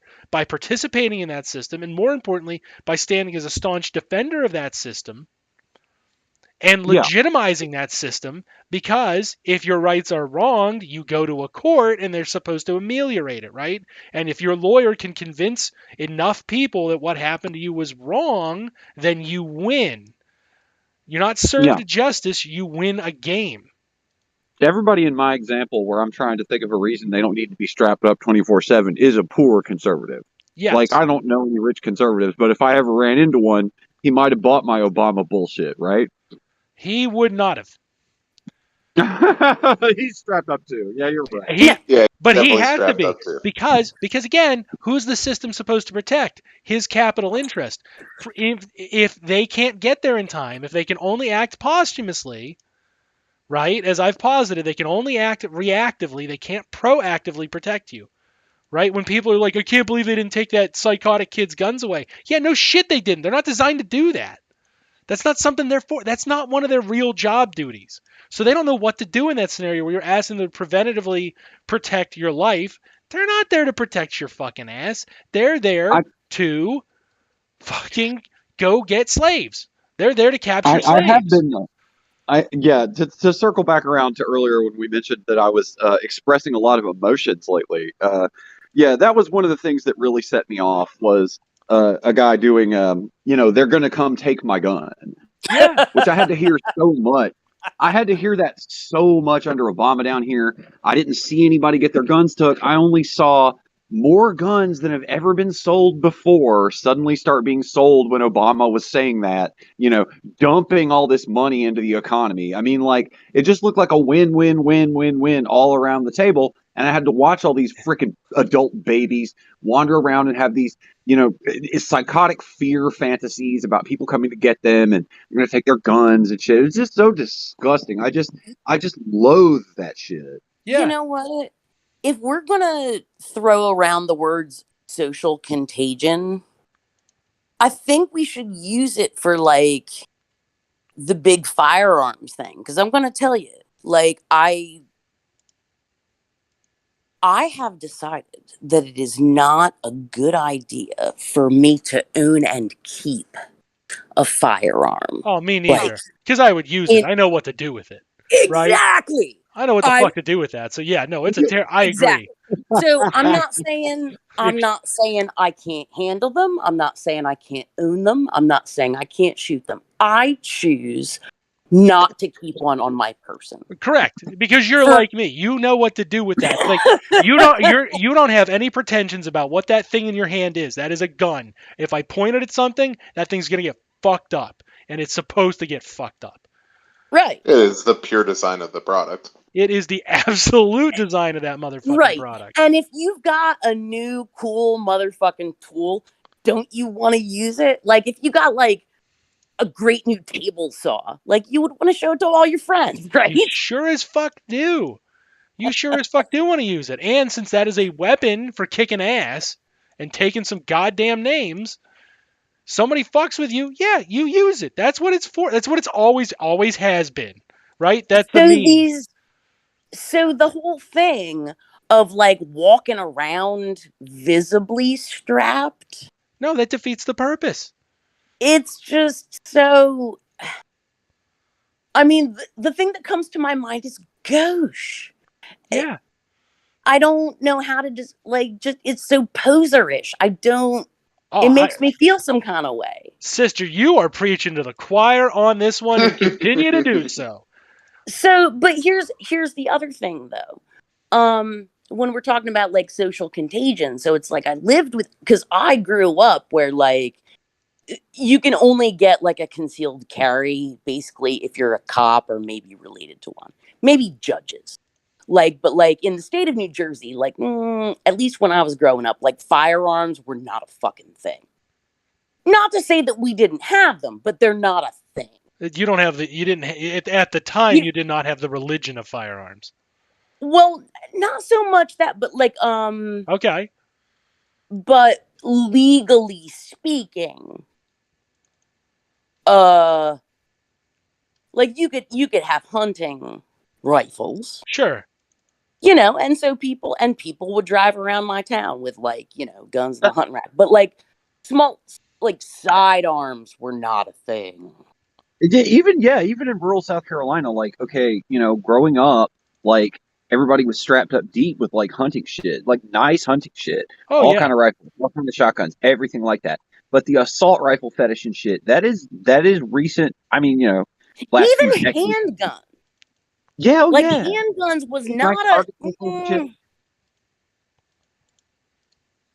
like it just Uh, it wasn't I a will thing. tell you guys that the statistics do not agree with that. Yeah. The assault rifles, yes, due to a specific ban that was in place, but the fetishism of them was definitely existent It was. before that ban was in place. You know why though? That those two narratives line up perfectly. The reason is the internet. The difference is the internet. Because that Yeah, I guess. information can Yeah, propagate yeah, more for sure. rapidly right now. Like one of the guys that I I will worked tell with. you that the reason why there is a rise in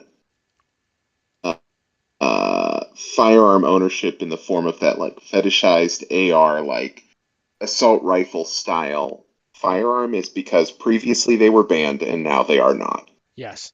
Right. The ban went into place during I Would have been think during Clinton. my lifetime. Yeah, it Most of did. the guys, It was under Clinton. Yeah. most of the cats that I'm talking about though, like even like now, like it took a little bit to get them to change how they spent their money. If you see what I'm saying, like, okay, I the do. Sure, guy's I agree. really, he's really gonna have a chance to shoot a deer. And he knows what tool is the best to get that done. It's like really precise, Yep. like nice, well maintained rifle. Like, so if back then, if, I'm like, okay, you've got this much to spend, are you going to buy more shit to like do something actually cool? Like, kill one deer and like eat for a couple of months. Like, it's totally legal. There's plenty of them. Like, it doesn't really fuck anybody's day up or anything. Like, if somebody didn't do it, it'd be even worse with them jumping in front of cars and shit. Like, Right. if you say, okay, you can either grind your deer skill tree, or you can buy a gun that just it's not, it's way more The money. BFG. Yes, like you still saw guys lean towards like a certain practicality more. I think like it wasn't until and I definitely, you're definitely right about the fucking ban and shit. But even then, like, I knew psychos that could have got this shit anyway if they No, wanted it. On even the religious aspect of it, the NRA, like we talk about the NRA being psychotic back in the '90s, but even then, like they still had a conception of politics where like they had to play a decent kind of politic. The internet is what, like the internet went exponential in those years, and as it went exponential, you see gun psychosis and obsession rise. And I'm going to call it a psychosis because like I completely agree. Own guns, do gun Yeah, shit with guns. Like I am not certainly the last person to say the workers should disarm. But the point there is Sure. that with gun psychosis, right? It is where you fetishize the weapon in a sexual manner. And that gun yes, libido outside of extreme communities was not there. It's the rise of Oh, extremism in relation now to All right, them. I'm going to take a bold stance, and I think you're going to like this. Yes. okay, all right, I don't think it's gun-based psychosis. I think it's just the internet has amplified traditional capitalist psychosis. Okay. Yes, All you of the got me. things that people obsess over. Yeah, I knew you would be all in for this. you Got got The me. things that people obsess I'm over, laying the they fuck out. obsess over more It's with the internet. you know what? Let's get bolder. You know how I've said before that alcoholism is not evidence of some sort of moral failing, but it's an evidence of a distastefulness towards what is being consumed, right? Under capitalism, that's all Right. alcoholism is. It's just the fact that like if you were that addicted to video games or you were that addicted to capital, nobody would give a flying fuck. Yeah, same Yeah, thing's going on here. We only care because it is having a detrimental consequence we can see. Yeah, sure. If we couldn't see the result, the consequences of gun violence, nobody would give a fuck that these people were yeah. obsessed with guns. They'd be like, they're just quirky like that. Like, I'll give you guys Yep. one final piece of that's apocrypha here. legit. Like I really do want to harp on this a little more. What you fantasize about doing with it? A lot of these guys, they just sounded so harmless when they were fantasizing about doing it to a deer. Like, I Yes. would listen to it and I would think, well, that seems normal. There's nothing wrong with that. Like, I even I had an experience. This was also under Obama. This was before Trump. This was before any of this shit. I got to shoot a Smith and Wesson 500 a couple of times because a That's a guy pretty bought big it. gun. Yeah, Yeah. a guy bought it as a joke. And as we shot it, you can assume that I'm, assuming the persona of a proper Southern male during this exchange, which Right. I have been known to do. But Julep in hand, the whole 9 yards. Got it. I mean, I got to shoot a Smith & Wesson 500. There's no arguing against that, Mhm. But so I'm in this guise, I'm in this persona, and we enjoy shooting it, and then we make fun of it, right?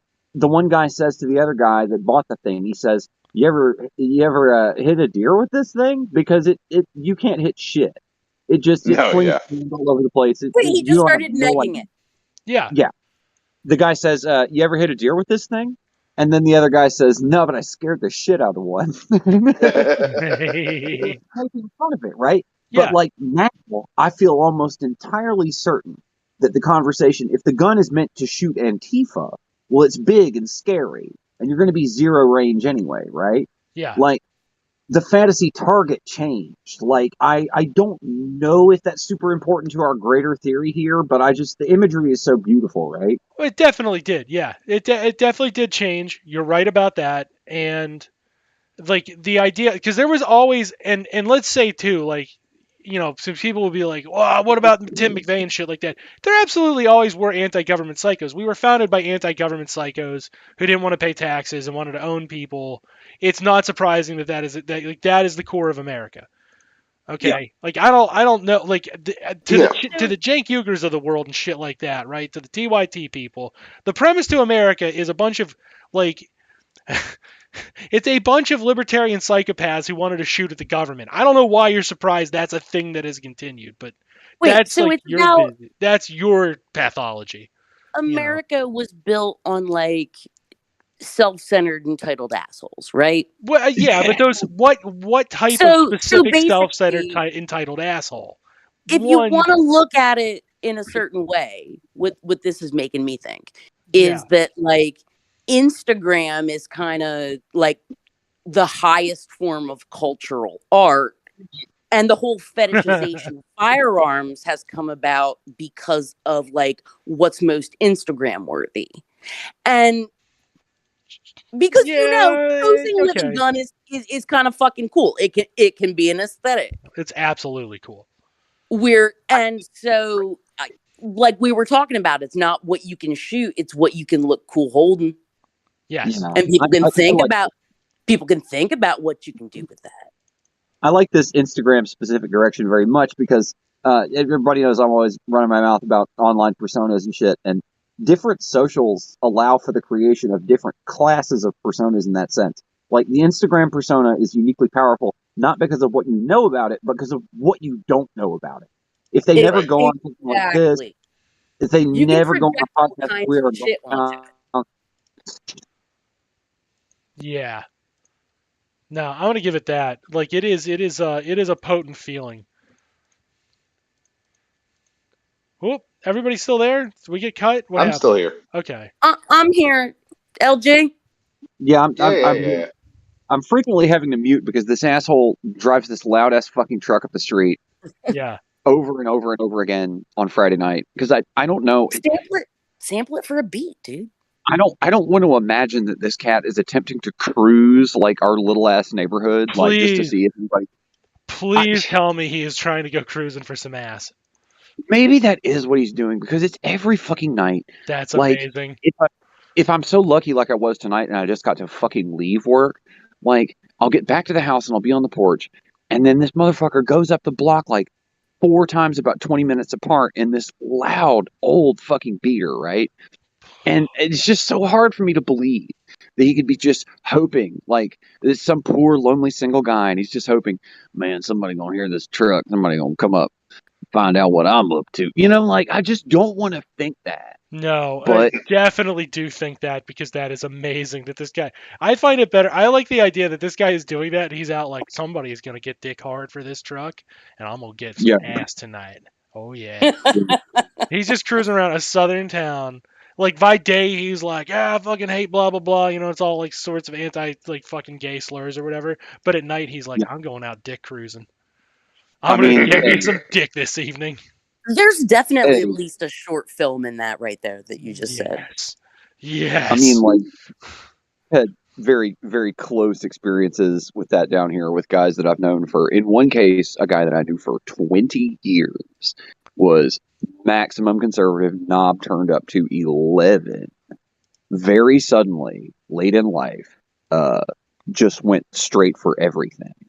Just went to the other side of town and did everything and posted on all the socials that here's me and you can find me and we'll do everything, motherfucker. Like, just completely out of the blue. That's right, dude. Nietzschean will to power. That's what he's going through right there. He's going full Nietzsche. God love it. Why should the blue-haired Antifa girl have all the fun? Yes. Right? What am I doing? Like, I'm mad at these people for like these excesses that I believe that they participate in for so many years, and then suddenly I'm just like, well, I mean, I'm gonna have some of that stuff too. I mean, I'm not gonna like get obsessed with it and like force it on children like it's a real thing, like they are. But you know, I'm gonna have some of that stuff, right? Like, a little bit of excess can't be too much, right? Damn, dude, I want some dick. I just want some dick. I don't know why everybody's getting on my ass for wanting some dick, bro. That's like, I just want some dick. Come on, motherfucker, I'm ready for all the dicks. Like, yeah, all the dicks, dude. All I want is all the dicks, all of the time. Just give me the dicks. I don't know why I gotta deal with these Antifa assholes. I just want some dick. Give me that dick I know. Give me that dick I crave. Give me that dick I love. Don't be gay about it. Just give me that dick. The one caddy, bro, pull your dick out. The one caddy loves the truck so much. The car fetishization thing. It's right there with the gun thing, right? Yeah. Like, it's so many like people. Tailpipe. God, so many of my neighbors, like, it's so clear that they are experiencing some of the greatest emotional highs and lows of their lives in these automobiles. Like, I was sitting here doing this or some kind of goofy podcast one time, or maybe just sitting out here on the porch posting on Twitter, and this motherfucker just right next door pulls up, and I hear blaring from the inside of the automobile, I hear the Loudon Wainwright version of Hallelujah. Just the really emotional, hard-hitting one. And I'm like, oh shit, somebody had a rough night at work or whatever. And then it gets to the end of the song, and then the song starts again, and the car is still running, and nobody's gotten out. And I'm like, oh shit, oh fuck, oh no. Oh my God, what happened? Let this happen. And I was like, well, you know, it's a really good song and everything. Like, everybody likes it, you know, whether they'll admit it or not. I mean, the first time you heard it, you were like, damn. Like, so it's a good song, and, you know, Cat's probably going to run it one more time, you know, really decompress after work, and then get out of the car. Right? And then he does it again. No. Third repeat of Hallelujah. Top volume. The volume is going louder. Nobody has gotten out of the car. Nobody has gotten out of the car yet. And I'm just like, oh, what? My man cruising. Let him go. I mean, no, at this point, I'm convinced I'm going to die. Like, if somebody gets out of that car, I'm convinced they're going to kill everyone they can see. Like, but no. Just everything was fine. Just, you know, 4 or 5 more repeats of that song later, the car turns off and, you know, everything's normal. My man just looking for dick. He wasn't getting no dick, man. Why don't you go give him some dick? See, I didn't take it as that. I took it as someone who was very, very depressed. No, he's looking for dick. That's why he's blaring that song. Yeah, you never know. I mean, you know, some of those lyrics. It can be both. You can both be right. That's true. I mean, really, if you're one, in this society, in this society, if you're looking for one, you're definitely the other. This society is painful if you're just looking for some dick. I mean, like, also, like the song has, like, I guess, like, you know, Christian religious undertones, and we all know how gay that shit is. Like, that's like totally putting the message out there, right? Oh, so gay. That's like really gay. Hey, I'm giving you a hint. I'm giving you a hint about being gay so hard. I'm going to mention the thing that has the worst gay problem in the history of Western civilization. If you don't think I'm gay after listening to this much Christian rock, I don't know what to tell you, dude. I told you I was gay. Like, I don't know how loud I gotta fucking say it, but I am a gay man. They're like, I wonder if he's trying to tell us something. Yeah. Give me that juicy dick. What does that mean, though? I'm like, I want to gargle your nuts. What do you think he's trying to tell us there? I don't know. That's such subtle innuendo. I mean, like, can't look. Did you ever actually listen to the lyrics on that song? Wainwright is you're kind of automatically gay in some circles. Did I'm you sorry. did you ever actually Well, listen to the lyrics of that song? I wanna Yeah. touch your penis, hallelujah. like, I've been and even though looking for everybody, your shaft now, hallelujah. When you even get though 3 inches deep, I'm on, hallelujah. I mean, he was telling you the whole fucking time. This was not hard. no, yeah, Cram it's it completely. deeper in, hallelujah. Yeah. Oh, I warmed up the pipes, dude. I warmed up the pipes. I did a whole bit this morning, and then I forgot it, and then I did another whole bit, and I forgot that one too, and then I landed on Hungry Dicks. Well, we're popping off on too many levels lately, I think. Are we? Yeah, Is that our problem? well, yes, us and everybody we know is having too much pop off energy. 2023 is being too hardcore of a pop off. We're just going in guns blazing. Well, I'll be honest. Just I'm pretty hard right now. I'm saying, hey, but listen, everybody that listens to this or listens to anything that I do knows that I'm some kind of straight dork, like obviously, right? Like I Yeah. don't have the amazing qualities that the gay man has, where he's just like, so many wonderful things that you love to know and be around. No, I'm a straight dork. Everybody knows that. But like Mm, knowing who Loudon Wainwright is, as Juniper said previously, that is one of the many qualities that if I didn't try really hard down here, I would just be regarded as gay from even a great distance, like most of the time. like yes. most of the time, like normal Southern straight men would be like peering onto the horizon and be like, "You're a gay filler." Like I'll be honest. I just assumed you were queer like. gentleman over. I assumed you were dancing around the issue, and then I just never draw. I don't bring it up. But yeah, if you want my Well, honest opinion, oh yeah. again, being able to dance around anything at all is Makes you another gay. one of my qualities. That Dancing. even Period. Dancing several gay. miles off, Some say like mile high. proper rednecks are squinting into the hazy distance and saying, "Hey, that's a gay filler. There he goes, little There bird." goes my. Oh, I'm not finishing that one. Dude, it's like the Phillies making Dancing on My Own a thing people were allowed to listen to. Yes. You don't have to be Like, gay to like Dirtfoot, but you got to be gay to be Dirtfoot. Let's be real. it's just, some of these men dancing around to Robin really have no business dancing around to Robin. But it I don't know who is what that it is. is. Who's that? I don't know who that is. No, I've you never don't. heard of Robin before. No. I'm sure Right. you don't. You make a motherfucker type it and they spell it right. That's the test. How did you know there was spelling strategy? Yeah, Stop well, it. I've heard about it. I Yeah. heard about it. You guys know that I'm a great memorizer of anecdotes and collector of useless information, and I heard about that one time Mhm. from my gay friend, and I memorized that piece of information. Well, I don't know about it, but my gay friends have told me. See, this is I start like That would be an amazing bit. 3 closeted dudes who are like so deadly dark with their secret in like the South, just constantly saying really gay shit, but they always preface it with like, well, like I don't know, but my gay friends have gay told me. friend said. they're all mortally terrified of being found out as gay by the other two characters. Even though they're both gay as well, like Yes. because it's the South, and that's the kind of fucking rampant psychosis you get. Like, okay, I feel like using closeted for the title somehow it would be like overplayed. Like, okay, we need like a No, way in it's to make the good. title a sitcom title. We need a way in to make the title be a sitcom title, but like, obviously there's a gay joke, but like, I feel like closet is too obvious. Like, okay, hang That one, on. what you do is you Something do it like like Three Friends. in the Closet, and it's a New York, like a Manhattan room share.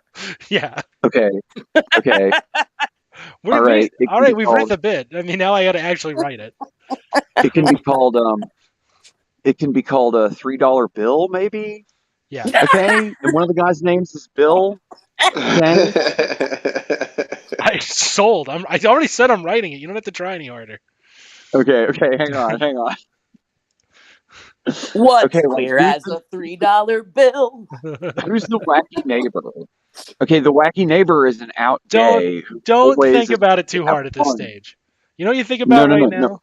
All you think No, about no, no. right That's a now. great. No. That's a great add-on. The wacky No, but neighbor you is don't. definitely an out We gay we have who's The just barely. horny like old lady shady. neighbor But who we. doesn't realize Okay, they're all gay. I'm telling you from a yeah. writer's standpoint, we already have a bit. We have a solid bit we can run with.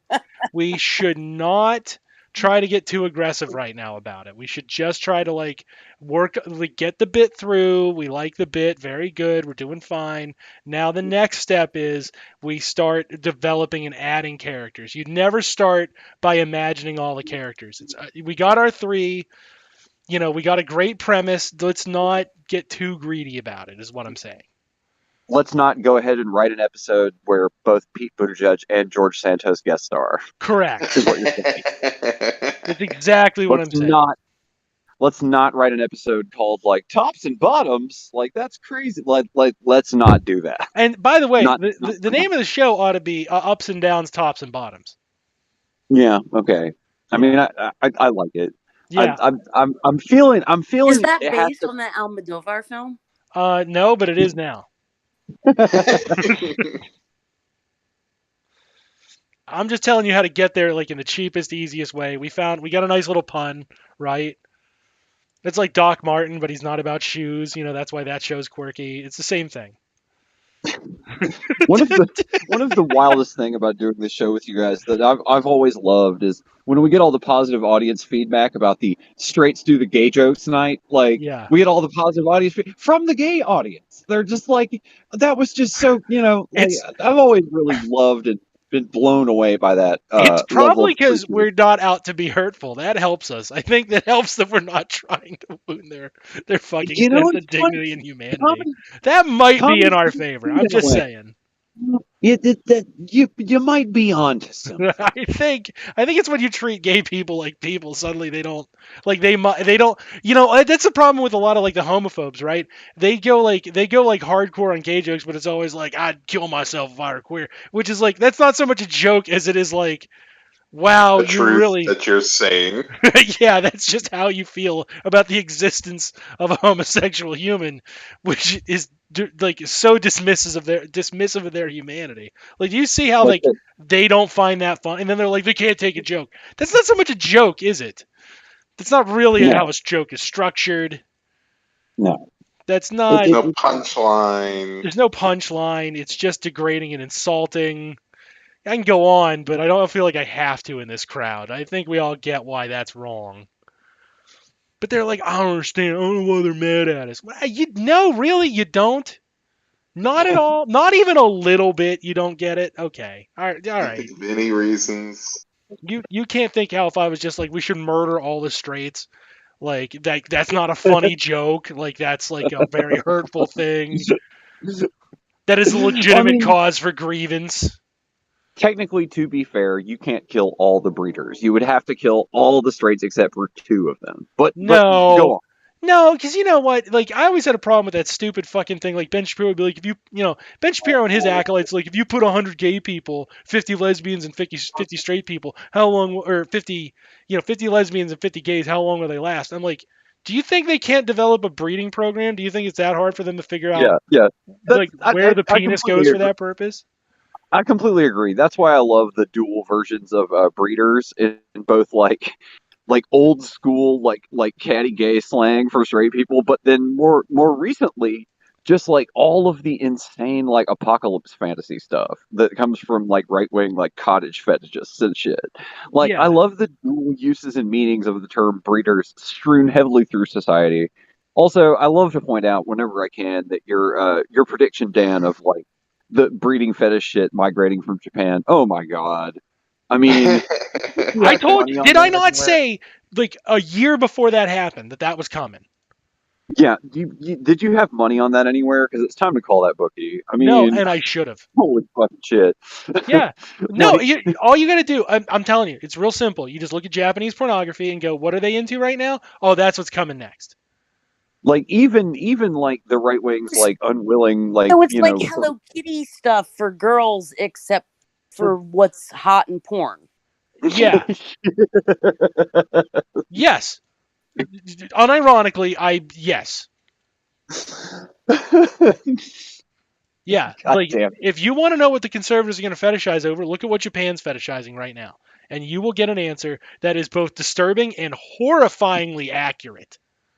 In Just the like next year to 3 years. Yes. they don't think it's about sex at all. Just just groipers, just some disgusting fucking groiper posting like a picture of like a pregnant woman surrounded by children, and it just being like, this is the dream, and I'm tired of pretending that it's not. Like, Yeah. shut the fuck up. You are having a fucking breeding fantasy episode right now. Like, Yeah. And they have how is it severe not ones. about sex? How is it about lifestyle or what naturally should be done? How is it about any of that shit? Like, Japan has been beating us out in pregnancy porn for decades, and now it is coming home to roost because these are all just creepy weebs. Yeah. now I'm like in my head, I'm just doing like, just like other genres of porn and putting this is the dream, and I'm tired of pretending that it's not. Oh, yeah. Like somebody with Wait, like but 6 people in leather on leashes and shit. I can prego porn enthusiasts have not been uncommon since like There shit, like 2015. this isn't pregnancy porn though. What this is fetishizing the act of breeding a woman. Well, no, I What misspoke. what I'm going The for is like the Yeah, dual because they presentation. don't want them pre-inseminated. But like Yeah. that's been a fairly normal kink since at least then. Oh yeah. The cream Yeah. the cream pie. Okay, so the cream pie has always been a mainstay of pornography. That's No, because of fertilization. fertilization is not as prominent in American porn until very recently. It's the same thing as the step sibling pornography. That's relatively speaking, the explosion of it is new. The fetish was always there because there was always that weird incestuous undercurrent, but the absolute fucking dominance of it right Maybe now. under 20%. Right In the now? past. No, I'm Oh, saying in the past? Oh, Like it might show yeah. up, or like a fifth. Yeah. Yeah. Like maybe it was in there, but it wasn't like the top 5. No, not like it is It now. was, it was something that was cool, but underneath it, you wouldn't see like 20,000 posts from like identical guys like saying the same things. Yeah. That Right? wasn't Like, like that's exactly right. They weren't all like they weren't all expressing this deep desire and fantasy and this jealousy, the sexual rage. That's all new, and that stems from the overwhelming prevalence of Japanese culture in our culture. yeah. And that's Boy, it something like really we don't Oh, talk being an about. angry stepbrother is the thing? like kind of like What a it is, stepbrother can be a lot of things. what it is the American fantasy. It was always like, surprise, my stepmom is horny. And my dad Right. sucks. Right. His dick is weak. I'm gonna step in. Now the Right, fantasy is your Oedipal shit. your stepsister or your step whatever is sexually aggressive, and she's conquering you. But the benefits of her conquering you end up being that she's letting herself get bred. Yeah. Yeah. And Oh. that's like a So very it ends distinct up Japanese being like an situation. Appalachian I'm my own grandpa thing. Yeah. Almost, yeah, because they even like in Japan, like you're gonna start seeing in 3 years, you're gonna start seeing like there's no, and you do see this infrequently on OnlyFans right now, but you're gonna start seeing straight up like, oh yeah, I'm fucking my mom Yeah. because Yeah. I know Just like, I know my mom breeds. yeah. So is Just the like ultimate fantasy to be a Habsburg? Like, The ultimate, what's the end game there? the ultimate incel fantasy. So I've talked about this one for a number of years, and I have yet to be proven wrong. I'm going to insist on that right now that I am dead ass right about this. The ultimate incel fantasy is to have a bang mother. That Yeah. is a mom who Mhm. bangs you. She does all your clothes, she does all your chores, she tells you you're perfect, and then like she sucks your dick.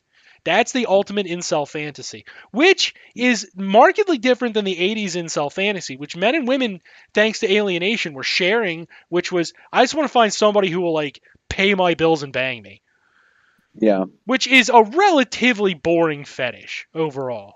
Right. Well, the Mhm. bang maid, like, Yeah. Everyone wants a bang maid. But this goes beyond it now. Now it's a bang mom.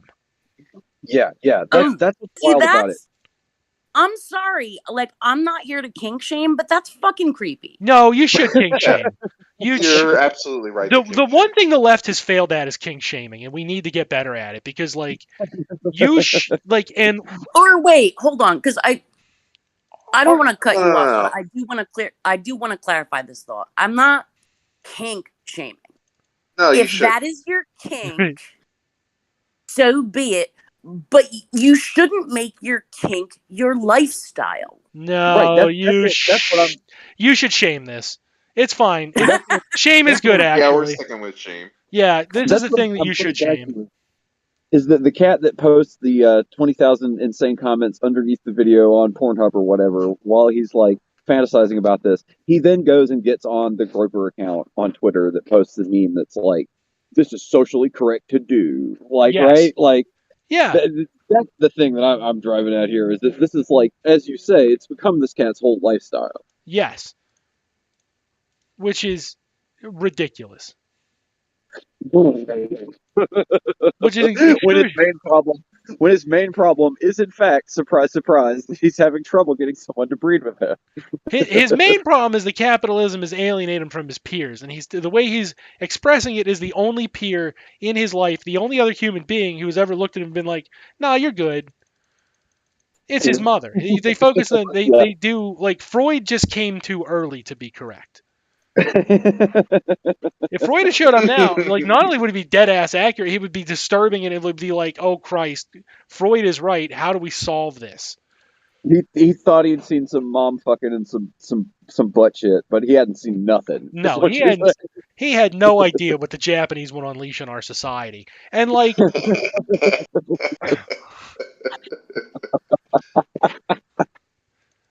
and like, in their defense, like, yeah, if I were them, I would make America focused on fucking its mom. Like, the reason is, like, if I lost World War II and I got my asshole embarrassed and ripped up and I'm not even allowed to have fucking play pretend soldiers in any real sense, my psychosis would drive me to trying to get America to fuck its own mom. And it's embarrassing how well that works. Is that why when I go look up that Angel of Columbia stuff, she's not like demure and like like a higher figure like in other religious artwork or whatever, but Yeah. the Angel of Columbia is always like a comic book like kind of hot lady, like all right. The female spirit of America is fucking built like a Frank Frazetta heroine. Oh yeah, Yeah, because the goal is to fuck her. The goal, you have to fuck her. You have to score with America. Because you have to score with your mom. America sucks. The French didn't get it at all. The French gave them that demure ass fucking statue of the lady in the very conservative robe with like the serious Hellenic face, right? Yeah. Like, what the fuck, French? You didn't get what they were throwing down over here. Nah, dude, you missed out. You could have just been like, yeah, it's a fuck mommy.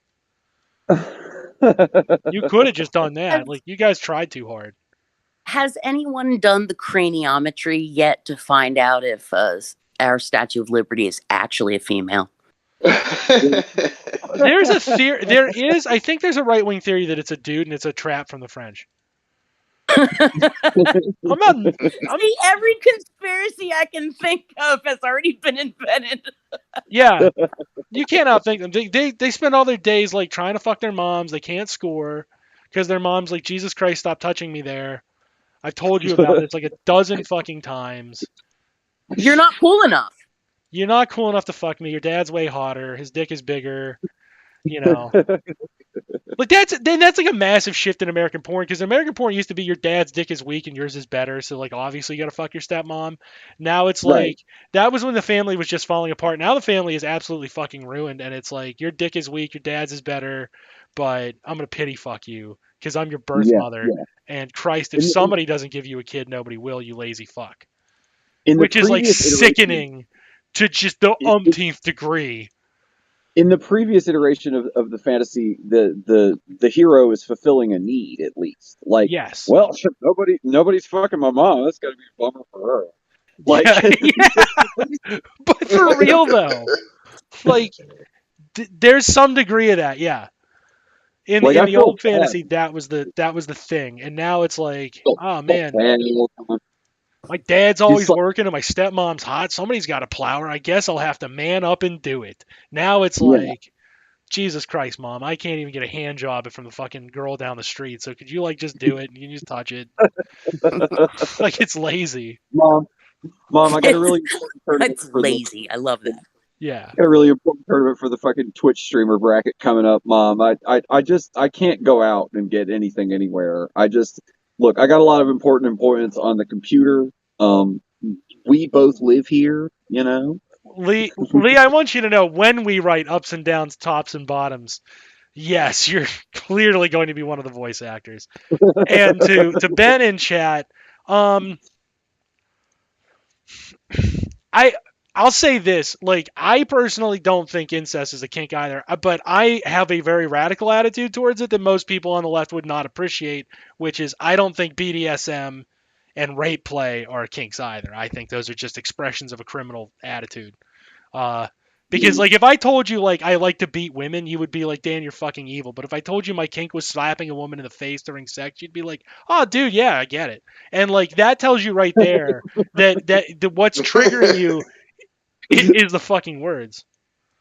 Right? It's the Like fucking word. All you needed to hear was your left trigger word, so you glossed over the fact that like I said I like to hit women. yeah, like Or that I told there's you like that if you have sex with me, I'm going to hit you. But if I told you my kink is that during sex I'm going to hit you or choke you, right? Everyone's like, no, that's a kink. You can't shame that. If I told you, like like, you know what I mean? Like, I'm also pretty anti shit play, because that's pretty unfucking clean and disease ridden. And like the idea of somebody shitting in somebody else's mouth is just horribly offensive. So I don't like Brazilian porn. a lot of people think that the guy that was old this icon for whatever reason, David Lynch. A lot of people are like, well, Blue Velvet is a pretty good take on it because that guy just looks insane and worried the whole time that he's going through this or whatever. But I Yeah. don't know, man.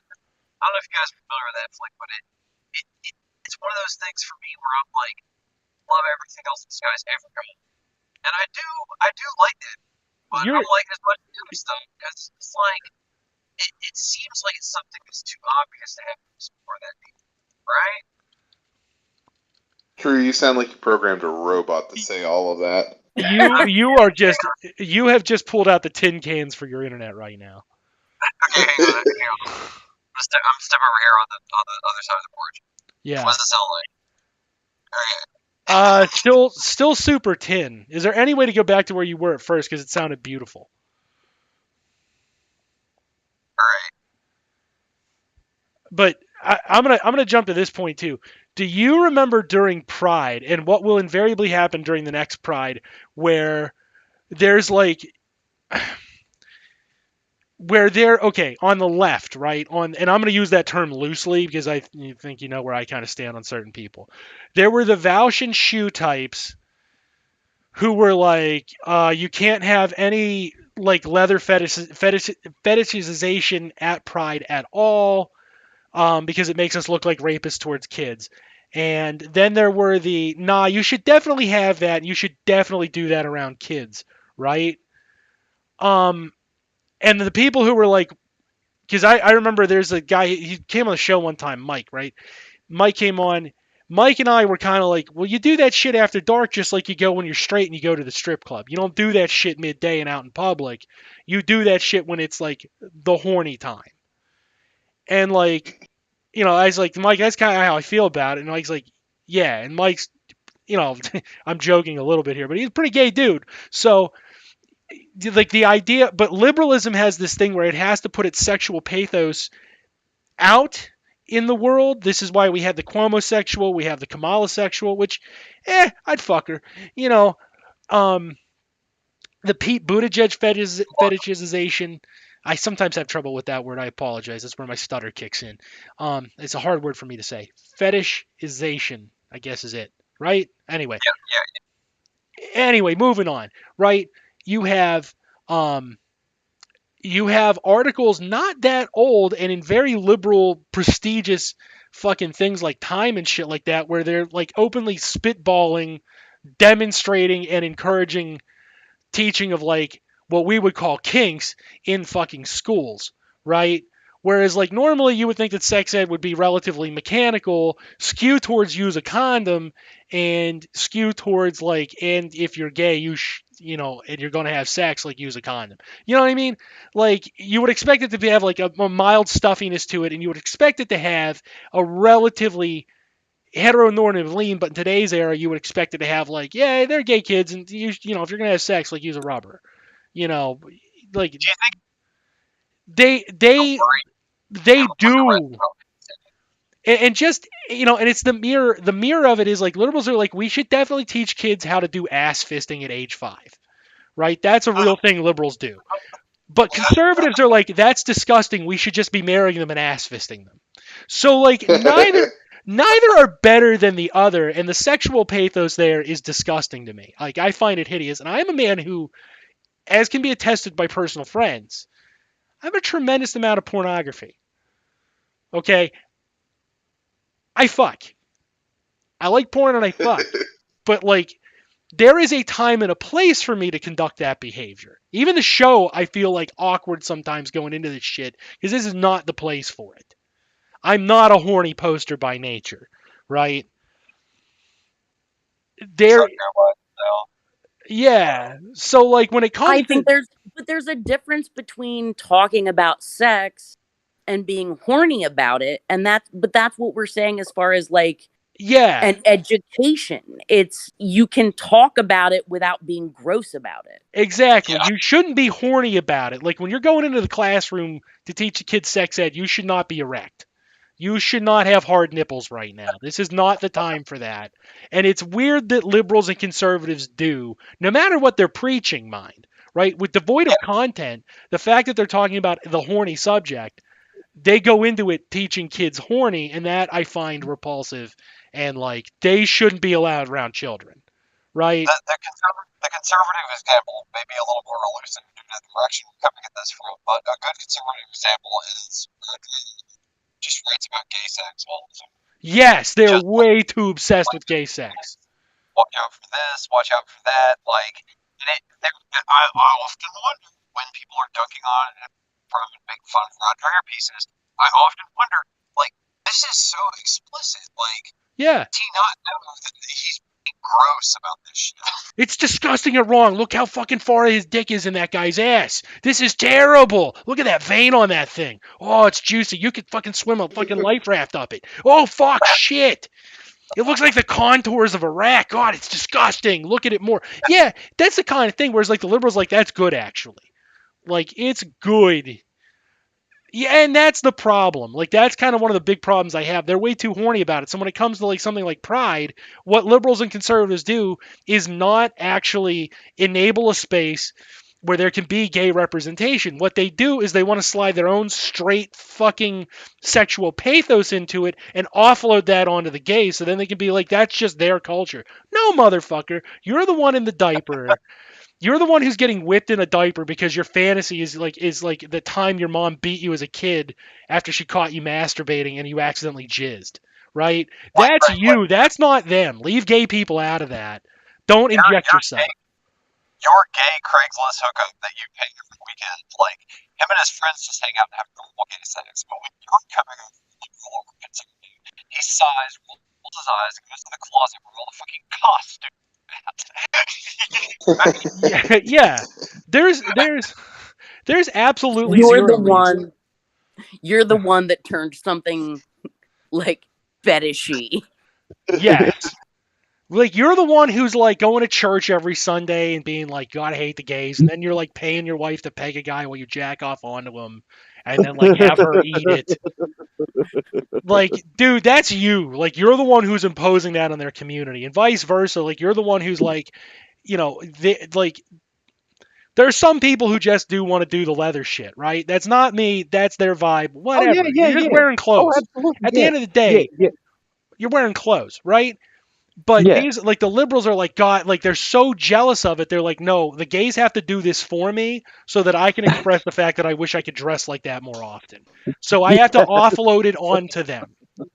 Yeah. And look at somebody like George Santos. It's true for the conservatives as well. Like, I have to hate the drag queens because they get to do the thing I used to do and can't do no more. Yes, he Yeah, acted I'm like not it allowed wasn't to fun. anymore. He acted like it wasn't the funnest, coolest shit he ever did to be doing No. fucking And he drag did in it. Brazil. Oh my god, He what the did it fuck? well. He did it well. He looked good.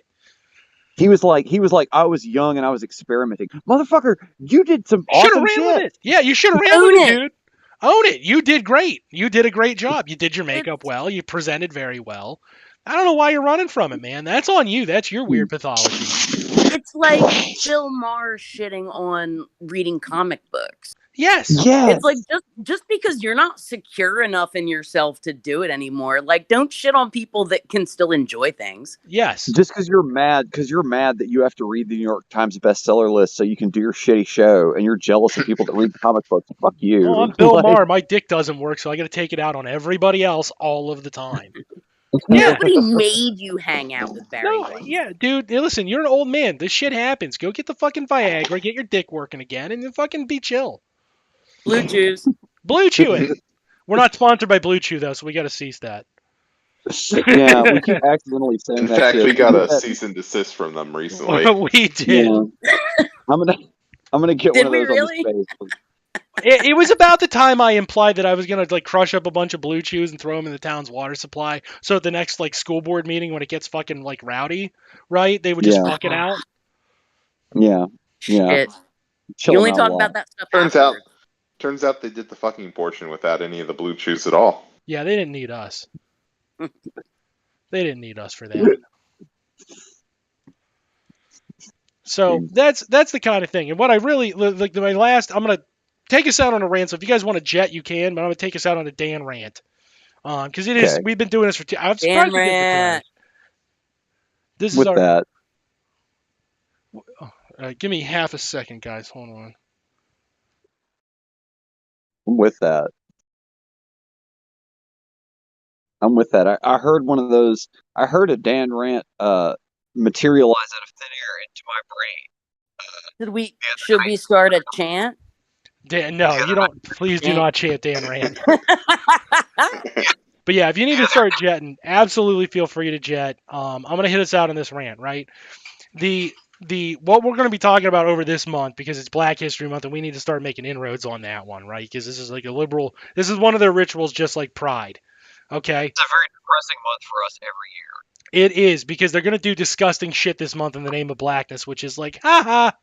That's ironic. Imagine if they told us that they were gonna open up like a shit ton of gift shops. They were gonna bulldoze the camps, but they were gonna open up a bunch of gift shops there that sold Jewish merchandise. Right? That's what they do to black people every fucking Black History Month. Just it's shameless fucking insults. And there's a reason for that. There is a reason that anti-blackness is pervasive in global capital. It's because it was designed that way. And if you want a better history of this, of course, there's an interview with a guest from Mr. Chris Wade was on Mindful Wellness. There's a great interview there. That show that they were plugging that evening is going to go far more in depth into the fucking more nuanced mechanics. I'm going to give you a very gross overview, right?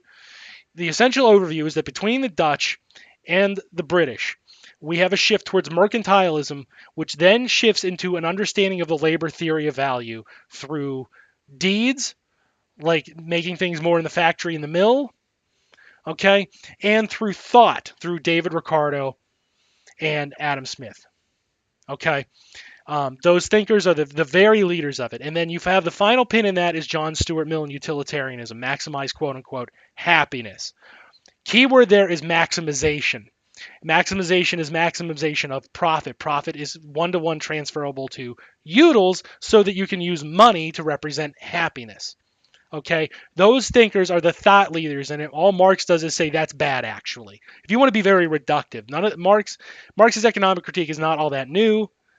We have thinkers who already did the labor theory of value, not completely. Theirs wasn't as nuanced as Marx and not as accurate, but we have the basics already there in capitalism. And between those thinkers and the Dutch, right, we get modern capitalism. But how that shifted, how that originally shifted was that in their respective countries, They had tried to enslave the local populace because they needed a slave class for free labor to make the system go. They understood that very early. If you're in a profit system, you need a lower cost. That's how you profit, the difference between your sale price and your operating cost. Well, the cheapest cost is free, right? Or the even cheaper is if you can exchange goods that you already have at a markup, essentially at a profit, to secure them for the workers who need them, right? So if you can trade gold for food, but you can trade gold at a very high rate, you can get more food for the gold, so you can afford to have more workers to extract more gold. And you never have to pay them any money, so you're never out the money. You get to keep the scoreboard. You get to keep your utils, right? You get to keep your little happiness tokens, your money. Okay. Now, over that course, what happens is when they try to turn that on the local populaces in whiteness, right? And then what the area that will be defined as whiteness, Europe and North America at post-colonization. What you have is these leaders try this bullshit where they try to enslave them. They try to reduce the serf to a slave. Well, serfs are already familiar with the concept of slavery, right? They're precarious in the sense that they are very near that concept. They're not very far removed, right? And displaced serfs who become the proletariat are very close to being a vagabond, which is a social class at the time, but it's becoming outlawed. You need to tie yourself back to the land in a different way. You need to tie yourself to a geography to earn a wage. Those individuals are a very real precarious risk of being turned into slaves. And at that time in history, it was still very much understood that if you needed to, you could bust out the pitchforks and the torches and you could start setting shit on fire and stabbing motherfuckers. So when they tried that slavery shit, that got routinely rejected. So capitalism had to look outwards. It had to develop itself in a global sense and look outwards, and it needed to go find a place where they could enslave people and it would be acceptable at home, more or less acceptable, right? It would come down to a personal distaste rather than a structural distaste for the act. So they turned to the next nearest continent that wasn't loaded with people who looked like the Dutch and looked like the British. And as it turns out, right next door, you have Africa. So they developed an attitude very early on that got weaved into the ideology of anti-blackness because black people were considered subhuman and able and eligible for being stolen and having their rights stripped and having their humanity null and voided in favor of slavery. They could operate as free labor to support capitalism. We can tell from feminism that domestic labor is a linchpin labor that is, largely speaking, unwaged. That's why we look down on it, because it's very close to slavery. That comes from the fact that actual slavery is also unwaged.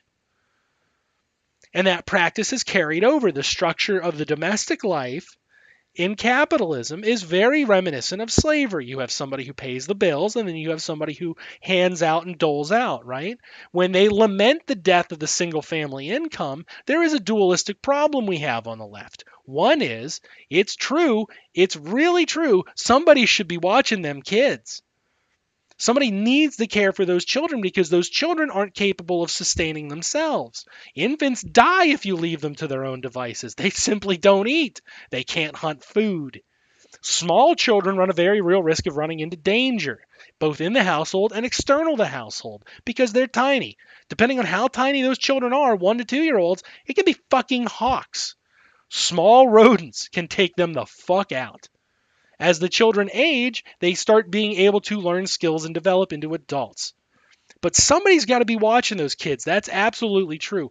But the corollary to that is the bourgeoisie notion of family. The bourgeoisie structure of the family is that somebody who earns, quote unquote, right, in the case of a proletarian household, a wage, in the case of a capitalist household, from owning things, brings in the income. And when they bring in that income, they have dominance over the household because the other members' incomes are directly dependent upon the income earner. So you set up very early on, a division between the bourgeoisie and the proletarian household that are modeled after the same distinct concept, the idea that there is a patriarchal figure that earns a wage or earns income and that structures the family around it. The corollary to that is that people who, males specifically, right? For most of fucking history now, males specifically who do not earn a wage are an inferior type of male. They do not attract a mate, and they cannot secure that kind of a household. So it is not a male problem. It is not a female problem. It is definitely a white problem that has been spread, because this is the white bourgeoisie family that has been replicated. In the proletarian household, that takes the form of confrontations between spouses, right, in domestic abuse situations where they're arguing primarily about money because they don't have enough, because they've been proletarianized, and proletariats don't earn enough money to survive. And in wealthy households, it's about who actually has power in the household. It is about the male retaining power in the household primarily. Their domestic abuse tends to be lopsided. This is why we understand all of our domestic abuse problems as a masculine problem. In a proletarian household, you can have that, but you can also very easily have equal competitors in terms of violence. It's not really talked about, and it's not really understood that way, but I can tell you, somebody who's been punched 4 times by a woman in an argument, it goes both ways. You ladies have a right hook too.